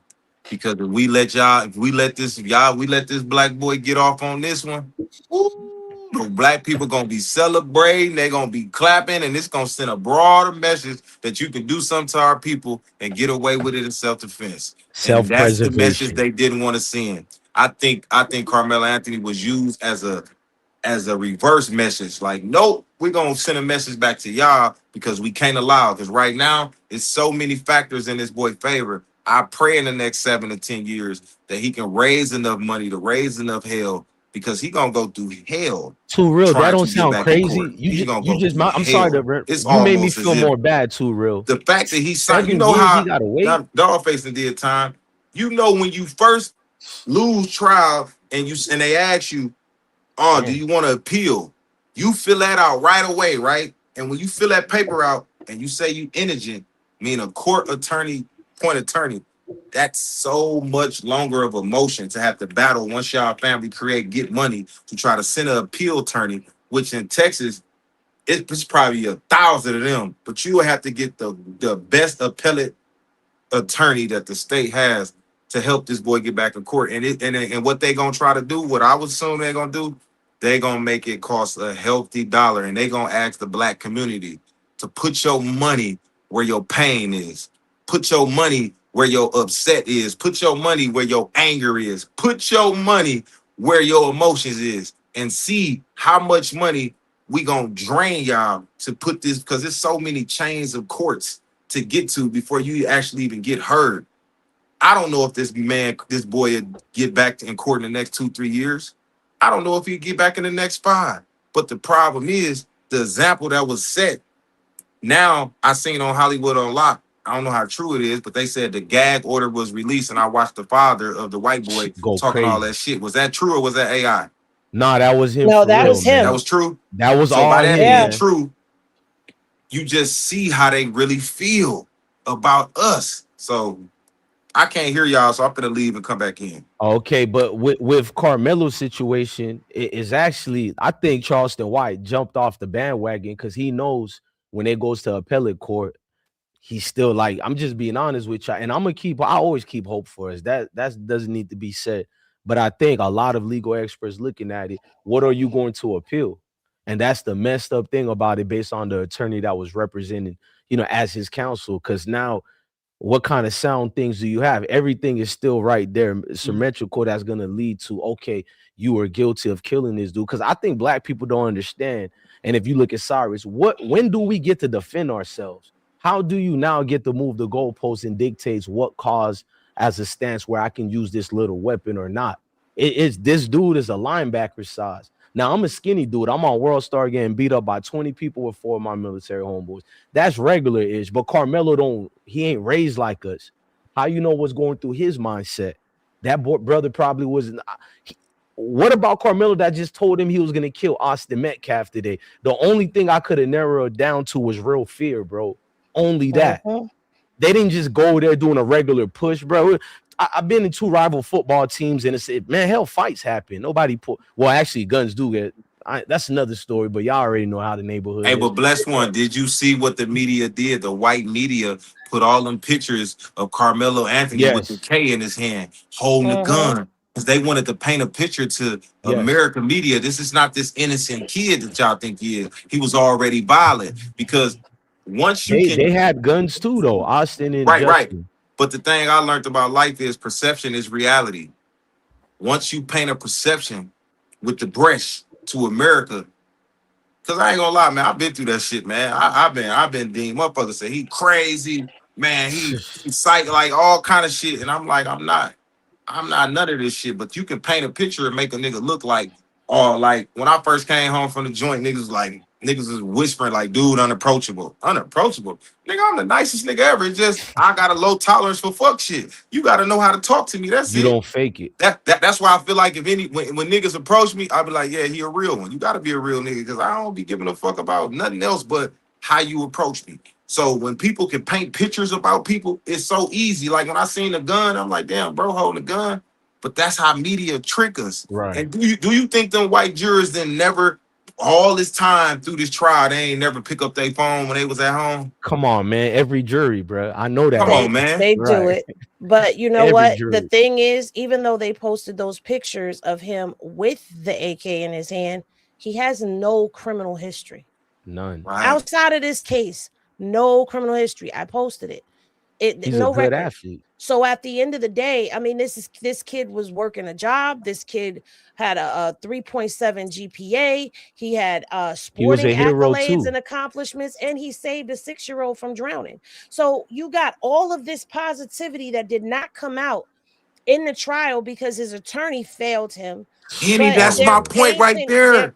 But they're painting him because he had this gun. That's how they're painting him. And the slaughterhouse part of all of this, and yes, I'm saying slaughterhouse, is how do you sentence someone with no history to 35 years off 35. rip? And But they're listen, painting it like he was just this kid that was just troubled. This is what I say about the paid attorney. He needed the better attorney because if this was my attorney, right? I want you to go get that 6-year-old parent to speak to what I did at that time. I need people from teachers, coaches to speak to my character as a child. Like these are the things that matter. But I don't know if you noticed this, but we living in a time in certain cases, not all, where evidence don't matter. It's all about the picture that we can paint. We living in a time now where niggas can get on the internet and talk and do no real work. They can say all this shit and then you do background checks on them. They ain't doing no real work. So we're living in a time where nothing really has to be proven no more. It just has to be presented well. And you're also living in a time where major platforms are being paid off to run narratives. Yes. So that they can feed the court of public opinion. So by the time a case gets to trial or while the case is on trial, they've got a narrative that's already going. So you got a jury that's not sequestered. They did this in the Diddy trial. They did not sequester the jury. And guess what? When that documentary came out, that juror admitted that they were racing home to get to social media to see what everybody was saying about the case. So if you think that these jurors were not racing home to see what everybody had to say about this case, you're sadly mistaken. And even though it was not an all-white jury, there was no black people on the jury. So you know good and damn well they weren't listening to us. You know where they were going to listen. They were going to listen to all of the platforms that look like them or resonate with what they vibrate on. And those platforms were all bigotry, racism, degrading, humiliating, painting the picture of him as this hoodlum monster who just deserves to be locked up because he's just such a threat to society. And you think that didn't affect the jury? And then not only that, it was not second-degree murder or manslaughter from the beginning. That was thrown in there at the last, before they went into the jury deliberation. That was thrown in there. Those were their choices. So you know, if after you're hearing he's a murderer, you're not gonna go in there for manslaughter. You're gonna go for murder because that's been what's embedded in your brain this whole time. I got a question for you, for the panel. Hey, listen. So Karmelo Anthony was failed on multiple levels. Can we list the ways from highest to lowest? Can we list the ways and the levels that he was failed and by whom? Let me do it quick because Henny seems, I'm not afraid to admit it. You guys are well informed to what's going on better than me. I'm just a dude outlashing on white folks. But shout out to Henny for helping me because I'm learning from you. I ain't afraid. I'm just a local neighborhood white people hater, cracker hater. No, I I'll take that title, but I don't really hate them. I just love her so much. I don't sugarcoat. Hold on, Bless. Here you go. We can't see you. You frozen. I Oh. think you can hear me clapping now. I can hear it. Thank you. There you go. That's my guy. It make me feel good, but I'm gonna be honest with you where they failed at. You know, you being a black man in America, I ain't gonna sugarcoat it. Forget about the circumstances and the stats. Facts are facts, too much evidence. So as a black man, you have to always explain yourself. And these people don't ever want to hear all the evidence. They see what they see, much like what Henny just threw out there, or what Too Real was talking about with even media that looks like us and present this false narrative. Now it's the reality. So where the only thing I'm gonna talk about where they failed at, man, is me figuring out and finding out he did not represent himself. There's nothing else I need to talk about. That was the sole purpose of that case, to talk to America. So, like, brother, I feel you. You don't have to say nothing to me. Dawgface, Too Real say he came home. I got family members. I got people doing football numbers right now. I could feel your pain, but to the world view, they already looked at you as Karmelo the monster. All you did was substantiate it. Damn, this little dude don't even have a heart to get up there as a man and stand for yourself. I teach my boys, like, daddy did a lot of effed up stuff. Y'all got to be outstanding men. Look at another man in the eye. If you quoting a woman, talk to her, hold her. Like, I teach them little things that matters, bro. This dude went to court for his life. I don't care what you tell me, to be 17, 18 and get sentenced to 35. And then when Too Real was talking about maybe in 7 years he can get an appeal, I'm just thinking like, damn, it's over with damn near. So why wouldn't you not allow this young man? I don't care if you get found guilty later. If I'm gonna go down, the world's gonna hear me and have empathy with me, but they can't. When Charleston White, as much as I want to say something negative to him and all that, damn, he must have seen something behind the scene to be like, because that's real breaking news. I'm over here like, I think I did a video. Damn, Charleston White was right. He making me look dumb because now that shit. Well, I'm not crazy. It looked crazy. I ain't gonna lie to you, Face. I might have to say something to you, Charleston. I'm the one who leave you alone. But bro, even if you right or wrong, but come on, bro. We the only people who ain't sticking to code. Never trust Uncle Ruckus. Hey, listen, damn, bro. That's what my heart said when Face showed that. Like, damn, Charleston. Listen. So listen. Let me show you how foul this bitch ass nigga is. Man. Let me show you how foul this bitch ass nigga is. First of all, from the very beginning, everything he was saying was grandstanding to begin with. He was never going to donate no money. He was just using that money ploy as a way to insert himself into the hottest fucking issue in the goddamn country. He a clout chasing son of a bitch, right? And whatever the father was, he says that he's been in communication with the parents for over a year. Since a week or 2 weeks after it happened. Right. So whatever you knew about the father, you were able to glean that or ascertain that from your prolonged relationship with him over the course of this goddamn case. That's one. You was a bitch ass nigga. You a hoe ass nigga. And the nigga need to stomp your bitch ass lights out. You a hoe ass nigga. And I knew, I just did an interview yesterday with the Mafia channel, and I couldn't even really criticize the nigga when he said that he put up $75,000 for a appeal situation. So therefore, I said, I don't know if it's true. Could be true, could not be true. But if he did do it, hats off to him, because I would call a spade, even though you was a bitch ass nigga. If you did that, that's some honorable shit. But I should have known it was a motherfucking ploy to pull the, you know how the cartoon, you pull the rug from underneath the motherfucker? I should have known that. He put an egg on my face. I ain't gonna lie. The biggest thing is this. Hold on, Henny. The biggest thing is this. When you know how this young boy has been villainized, when you know about all the things that he has been through, when you know and you understand what this case means to the black community, whatever issue you had with Karmelo's parents, that should have been something that you held close to your vest, because now you are poisoning the whole community against the parents. You're saying he's a money grab. Come on, bro. You a ass nigga. That nigga is the Samuel L. Jackson on Django Unchained. That nigga is Stephen Warren. He was never supposed to say that shit out loud, bro. Come on. Yeah, Dawgface, you correct, because people gonna say I'm a hater. I've never been against Charleston, but that video right there was disgusting, bro. I don't even use words like that as a man. I'm like, what they be saying? I'm appalled. Whoa, excuse me, sir. Like, wait a minute. I'm putting myself front line, and you even asked me behind the scenes about such and such, and bro, it's an egg on my face right now, brother, man. Like, it's people who love me gonna be like, you ain't gonna call this out, blessed one. You call everything else out. And it's like, Charleston, damn, nigga might have to do that to you, bro. Like, what you doing, bro? The only people who can't stay on code, but then like Henny was saying earlier, these are the bought off people. Because now, what type of COINTEL move is this, bro? Like, what type of interference is this? Because it looked like you did this as a play. You knew you were gonna say this automatic. It didn't look natural to me.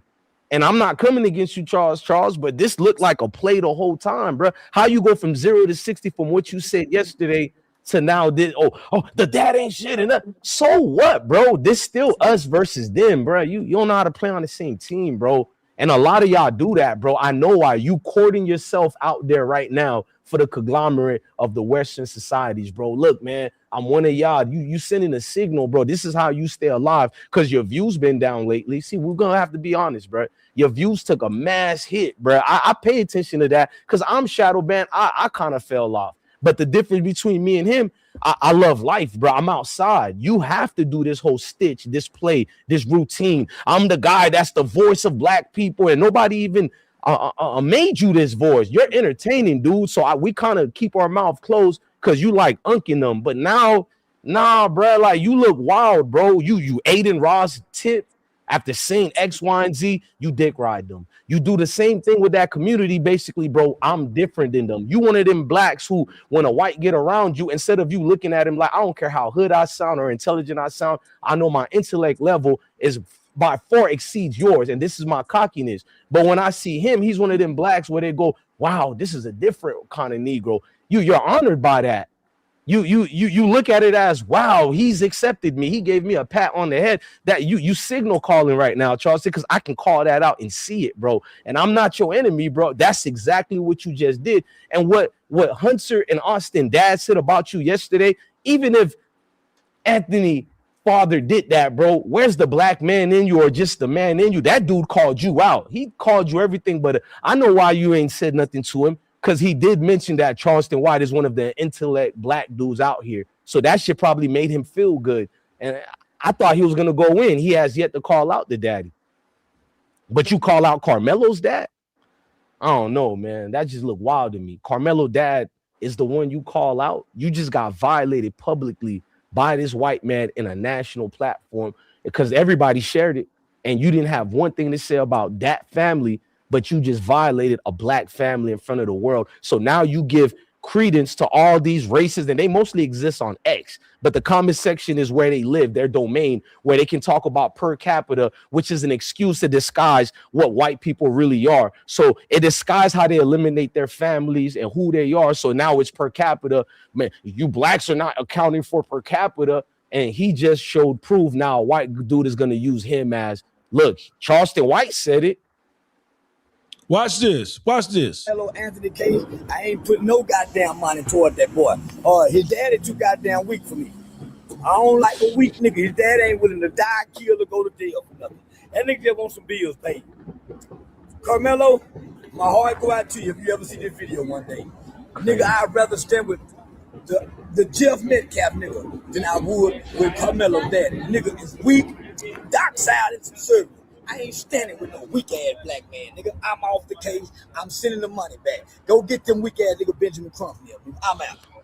I'm off the Karmelo Anthony case. I ain't put no guy for them algorithm. You right, Face. That's for the algorithm. You right. Pretty much Charleston said anything for that algorithm, man. Too real. What do you have to say about what Charleston White just dropped on his social media? Man, you know, when I so I got a different perspective of Charleston White. Obviously, y'all, my perspective is just that I don't know unless I pay attention to him. Like I didn't see the timeline of all the shit he was doing with the Karmelo case, but it'd be hard for me to determine what's the character, what's the man sometime, right? And the nigga hide behind a character when he make a mistake. And then when you have these intelligent conversations with him, here come the man. In this case, dog, I think I lean more towards the seizing the opportunity to be a part of the biggest conversation versus having good intentions. regardless of what we feel about the father, the child still needs the help of some of the biggest voices. And regardless if we don't like it or not, Charleston got one of the biggest voices. But with him, man, it's just I don't really take shit bro say seriously when he's being that type of way. Like, man, fuck dude, daddy, and all that shit. But I do understand how other people may view it. Like, motherfuckers look at it like you clout chasing, you asserting your name. But one thing I can tell y'all that I will always very respect and don't like, that motherfucker already told you out the motherfucking ripter what I'm on, why I'm doing what I'm doing. And that's something I respect, because you got other niggas they be going about it in another way and act like that's what they ain't doing. So when it comes to Charles White, man, I don't be knowing what the fuck take serious with that nigga. I feel like he play on everybody. Hey, I don't know. So it's like when he is serious, it's like the nigga who cried wolf, my nigga. I don't be knowing that nigga But serious. too real, he act like he was serious with this one. I ain't gonna lie to you. I know he a character, but this one he tried to But make you got it to look think like about he's it. regular. I don't know. See, the 75,000, I don't know about the 75,000. I didn't catch that. See, y'all knew, just like you said about that last topic. I didn't have. He took the social media and he announced that he had $75,000 going towards Carmelo's appeal situation. So listen, he announced it. We only knew about it. See, Charleston White played the same game with Uncle Murder. When it came down to the whole tour he's supposed to be doing with Uncle Murder, the debate situation, we only knew that Charleston White had $75,000 going towards Carmelo's appeal because Charleston White said it. Nobody else announced it. No lawyer announced it. No family member announced it. He announced it, right? And now we only know about him taking the money back and how he feels about the father and the family, because you're talking about the family when you talk about the father, right? It's one unit. We only know about that because he said it. This nigga, listen, it's simple mathematics. 1 + 1 is 2, even in China. This nigga, he inserted himself into the equation because it's the biggest on the backdrop of the verdict. He inserted himself into the conversation, which is the biggest conversation in black in the country. Not black nothing. It's talked about on CNN, ESPN, the Wall Street Journal, all the major urban podcasts and non-urban podcasts are, because this issue transcends race. This nigga inserted himself into it because he wanted to have talking points. He wanted to chant, and then when the father didn't do something, oh, he's weak, he ain't gonna step and fight. What have you step and fight for? You step and fetch your neck bone eating ass nigga. You a sellout of epic proportion. And I knew it. I swear to God, my interview with Mommy just dropped. It dropped Sunday. It dropped Sunday. And he asked me about this shit. And I said, if he did do it, my hat's off to him. And I said, and I contrasted that with what other motherfucking Houston NFL players, NBA players, what them motherfucking Houston and Dallas rappers, the new Dallas. What the fuck is Trap Boy Freddy? What the fuck is Montana 700? All they do is brag about boatloads of weed and money. Where the fuck is the black consciousness at amongst the entertainment game? Where the fuck is this a little boy, bro? Listen, niggas, oh, he did this. He shouldn't have stabbed him. Shut y'all bitch ass up. Out of all the shit that grown men do, and we ask for forgiveness. We ask for a second chance. We ask for people to don't charge it to our motherfucking, don't charge it to our mind, charge it to our heart, or vice versa. Out of all the second chances that grown men ask for, we can't see and we can't understand and we can't empathize with what he went through. And you Now, clean up the community. Now, my question to you is, I pose to you, Dawgface. So, if we gonna hold Charleston White to pledges and promises he made, do that mean we make it retroactive? Because not just Charleston White's, a lot of niggas making promises and they ain't keeping, boss. It's a lot of niggas out here standing on shit that's saying what they gonna do and they don't do it, boss. Hey, so it's like, can we be fair with everybody? Fuck Charleston White as just. But I'm asking you, is this a retroactive thing we can try to do? I get the question. So listen, So let's make sure that we frame this correctly, because we need to. Let me move this microphone on my face.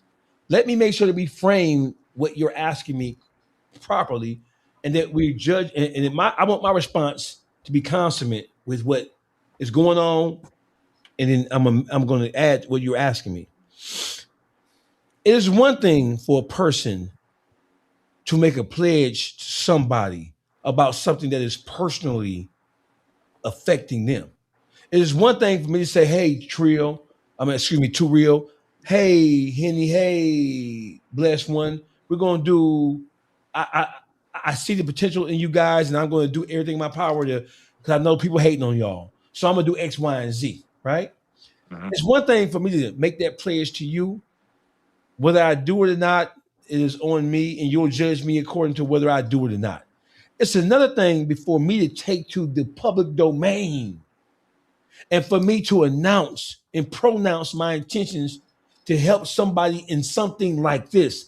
The magnitude of what this whole case represents to Black people as a whole. Charleston White, by doing what he just did, he made himself a pariah.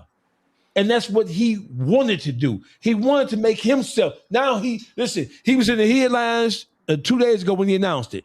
Now he's in the headlines tonight and tomorrow. And white America is going to use the sound bites of what he's saying to further condemn and make us look like, and make that family look like that we're a bunch of heathen, monkey, money-hungry ass, chipping ass niggas. So the shit that he did publicly, you're gonna pull out, nigga, pull out.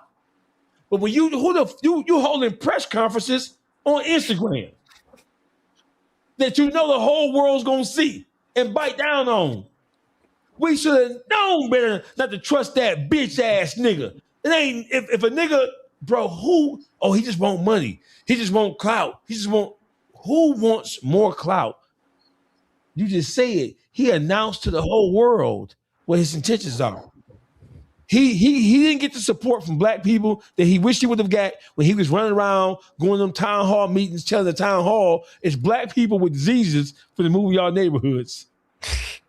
Niggas missed that. That. He stood in that town hall meeting and that sound crazy. He put it on his Instagram like he was saying some hell of a shit. Did y'all hear what this monkey-fied ass nigga said? That's insane. I ain't gonna hold you. I think y'all may have missed this, what he said. Damn. Hey, you funny. Hey, Dawgface, I fuck with you. I got a lot of love for you. But you always told me, you said, nigga, if you gonna challenge, you gotta make sure you have some facts. I'm not challenging you though, but I want to ask you a question to go off what you just said. No, listen, bro, challenge me, goddammit. No, it ain't like that. I get it. I'm a man. I can say it, but I just want to make sure the rules is correctly, like, do it fit in the. I want to make sure the shit I'm saying is fitting in the parameter of what you said. I'm not mad at Charleston. So what I'm saying is this: when you said, if a nigga, like you said, you use me and Blessed One, like if I tell you niggas something, that's different than me going public with it. So I'm asking you with that same logic, are you saying it's okay to be unaccountable long as you do it in private? Here's what I'm saying. Because that's what it sounds like to me. No. Hey, listen. Like, okay, I can promise you niggas something in private, and if I don't do it, I ain't say that shit publicly, so we straight. I'm not saying. No, I'm saying. This is what I'm saying. If you know me, you would know this. I'm saying word is bond and bond is life. And I dropped a song called No Lie. And at the beginning of that song, I opened it up with a prayer when I said, I'll give my life before I fail my brothers. I said that. And let me hold on. Oh, you said you'll give your life before you fail your brothers? Because I ain't gonna lie, I hear what you're saying, but it's like, because basically I feel you. Like, nigga, don't say nothing public and don't stand on it. That's the worst place to say it. If you told two niggas like, hey, I'm gonna do this for you, and I don't say that, but you get on this internet and say in front of millions of motherfuckers, then okay, it makes sense. Hold on, watch this. I'm gonna show you how I feel. I'm gonna show you how I feel right here. Hold on. Here you go, right. You run it for me. Hold on. I'm gonna show you. Run it for me, baby. Run it for me, big dog. I'm gonna show you how I feel about. Hey man, make sure you turn that shit up too, nigga. Hold on. You want to hear it. Yeah, nigga, turn that shit up, man. I'm finna show you how I feel about my word. Okay. In the name of Allah, the beneficent, the merciful, I bear witness that there is no God save Allah, and that Muhammad is his messenger. I also bear witness that before I fail my brothers, I will give my own life. That's how I feel. So no, I'm not saying that it's okay to break your word in private, because your word is your word, and your word stands. Your word stands before you. Your word is your, like I say, your reputation precedes you. Yeah, for sure. Part of your reputation is your word. At the core of your reputation as a man is who you are, your self manifesto.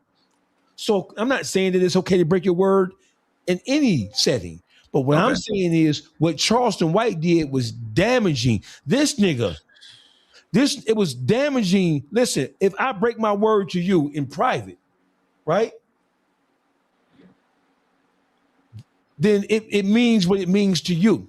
But if other people knew about what it was that I was supposed to do for you or how I was supposed to help you, and if I make a public announcement that I'm not helping you for whatever reason, a public announcement when the whole world and everybody's looking at it, and I rescind my offer of help or aid and assistance, and I do it in such a publicly disrespectful manner. Bro, listen, when you correct your brother, you correct your brother in the strictness of privacy if it's your brother. He said he had a relationship with Karmelo's family from the onset of this situation. So he talks to them on the regular. This is what he said. I talk to them. I've been advising them. I've been praying with them. So this is not some fly-by-night situation. This is not some, like we say, innocuous person that he does not know. They're from Texas. He's from Texas. So when you do what you did, when you know that on the backdrop of of Austin Metcalf's father putting out that motherfucking live stream, and white America loving that shit, all you're doing is adding to the hate and the vitriol and the distrust that white fuel to the fire. Because, bro, what he did was it was a betrayal. It was a betrayal. So now this brother is in prison. He had the same prison that's ran by his daddy brother. Damn. Shit, man. Educational. No, he's not. No, he's not. That was false information. Where he sent him to? He went to the Wallace Pack unit. He was never at the Bird unit, was never going to the Bird unit. The Bird unit. When you say unit is just It's the prison. That's the name of the prison. It's called Wallace Pack unit. Wallace Pack. Oh, a unit? Or is it a unit? It's a facility, but that's the name of the facility that he's at, is the Wallace Pack unit. Now, the Bird unit is someplace completely else, and it's run by Talon Metcalf, but he is not and never was at the Bird unit. That was a lie. That was not accurate, and everybody's running with it. He went from the Collin County jail to the Wallace Pack unit. Pull it up. You better than TMZ right now, Henny. That's why I fuck with her. She's an asshole, but she informed. Correct me when I don't know. It only helps me out. Damn. Well, let me say this. To go back all the way back to one of your questions while you're pulling that up, how Karmelo was failed. The jury was a big part of it, because that jury was comprised of 8 women. That is not a jury of his peers. Not only was it no black people on that jury, there were 8 women on that jury that were listening to that mother cry and show emotion during parts of testimony. You know, women are going to empathize with a crying mother. Another. Right. So you got 8 of them. So the mother was already, I'm not going to say she was playing it up to the jury, but you're Probably not did. allowed to do that in court. And she was allowed to do that. according to what people have reported. Nah, Henny, that's exactly what they did. You on fire with it. They did it a strategic way where they're not breaking the law through the loophole, but that's exactly what they did. Even men would relate to a woman crying. But I also feel like, you know, I'm sorry to say it, but his parents, they should have educated themselves more and went with their first instincts. Right. Don't say sorry. The dad says the same thing you saying yesterday. He regrets it. Okay. They're not related to the Metcalfs. His name is Talon, Tallen, Metcalf. It's his first name. Yeah, but it says it right there. The misinformation circulated online after it was discovered that the senior warden at the TD CJ Bird unit is named Talon Metcalf, but Google is telling you that that is false information. Discovered the senior warden. So he's not his uncle. No, and he's Karmelo is not in that prison. Never was in that prison. Yeah, he's not in that prison, and so this Metcalf person is not his uncle. No. But I do believe that there may be some relation. I mean, Metcalf is, I guess, a common name down there. But either way, he's not there. But just because he's not there doesn't mean that he's safe. Right. You understand? He's still in Texas. So my question is, so listen, I think we skimmed over this. Where the fuck is all the Texas rappers? Where the fuck is the Sauce Walkers, the sick, the what's the nigga name who always used the blues shit and then rap? The big boy. I don't remember. Oh, big X the plug. Big X the plug. Where's all these niggas? They ain't gonna say nothing. You look at the Instagram, are they speaking about the injustice that happened with Karmelo? Let's look. Hell no. Deion Sanders is not, and I lost a channel for him and Shador. You are on Deion Sanders' neck. Man, I love that dude to death, man. That got me mad. I'm still gonna support them, but I'm gonna keep it real, man. I got all the merch, everything. I lit it. I lost channels to defend them, man. Okay, so let's look at this shit. So here's one rapper for Texas. Big X the plug, one of the most popular. He got 2 million followers, right? Do you see anything about, he got 11 posts. You see anything about Melo on here? Nope. Nothing. Nope. Okay. So let's go to Montana. You see his back rolls and his jelly rolls, though. Montana 700. He has 300 posts. Do we see anything on here about free Karmelo? Nope. Pretty much no celebrities face, not just them, none. Oh, no celebrities. Texas, though, so they feeling it. Right. Who else? Well, Karmelo is originally from Louisiana. Well, she said, Wayne, where you at, Birdman? Fact. Where you at, Hey, Wayne? Trail, where you at? That boy Freddie got 600,000. OG Murder. No, OG Murder did it. I'm right here. Nothing about that. Who else popular? Zillionaire Doe. Zillionaire, he kind of fell off a little bit. He ain't worrying about that right now. He trying to go back where he was supposed to be. Sauce Walker got baby mama drama right now. They ain't paying attention, man. Nothing. And I rock with them. I rock with Texas rappers. So this ain't, if y'all listening right now, I don't hate y'all, but it's weirdo activity though. I'll stand on that. They talking weirdo activity. They talking all this cash. I got pounds, I got millions, I got this, that, the third. But ain't none of them lending their voices.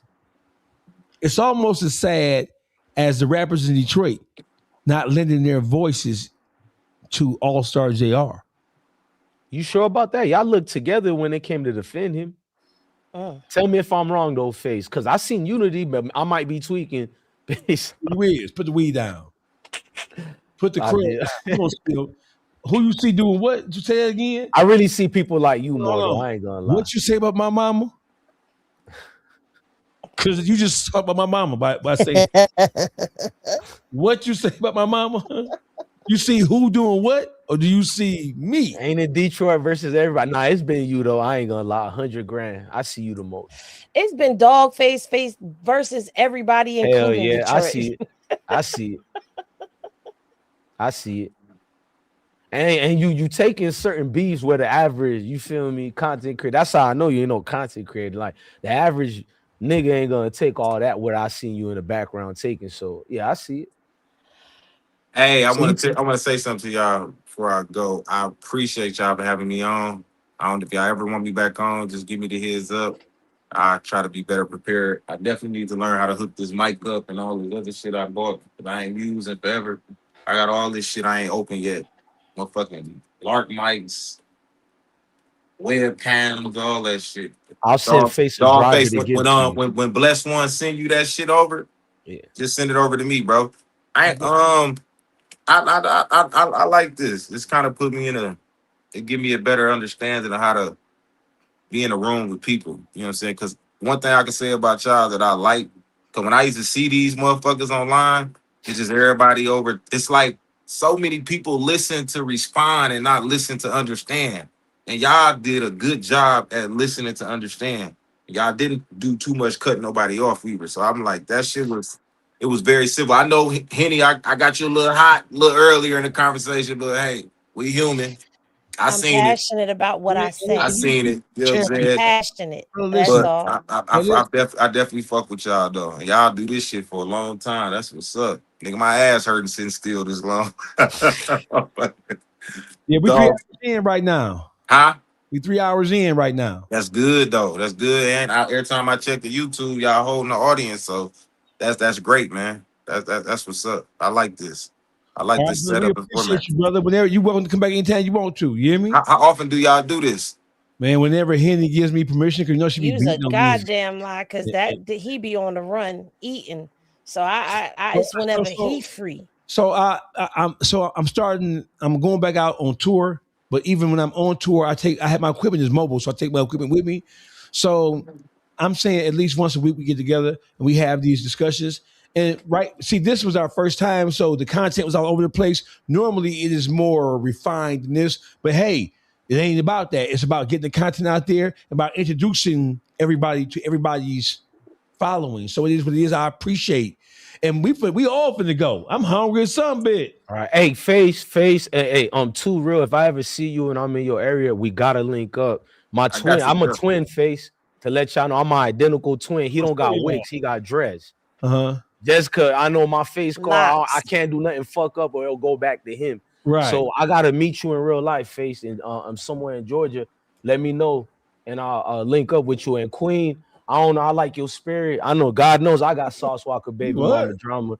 I ain't gonna lie. I love a black female who stand on her square. Like you kind of like put me in my not place, but I don't know. That's attractive because the women I deal with, maybe I don't want to say too much, but I ain't gonna. In fact, I'm gonna take face in y'all if I ain't gonna say. I shouldn't even bring that up. Now he's a hater anyway. He's a hater. Nah, because what we was talking about baby mamas earlier, I don't judge women like you like that. Here is you ain't had no rest, so therefore your whole judgment is off because you talking nuts. You're just mad. Hey, y'all don't be afraid to cuss a nigga like out, man. I talk too much, y'all. I apologize to cut all of y'all off. Y'all nice as hell, man. I'm like, look at these nice folks, bro. I've been cutting y'all off, man. Hey, listen, this content, it is what it is, man. This is real life, unfiltered. That girl, Henny, Too Real 414, and DJ Blessed. My name is Dawgface Calderon. Shout out to Skeech and shout out to my man Boogie. Y'all know what it is.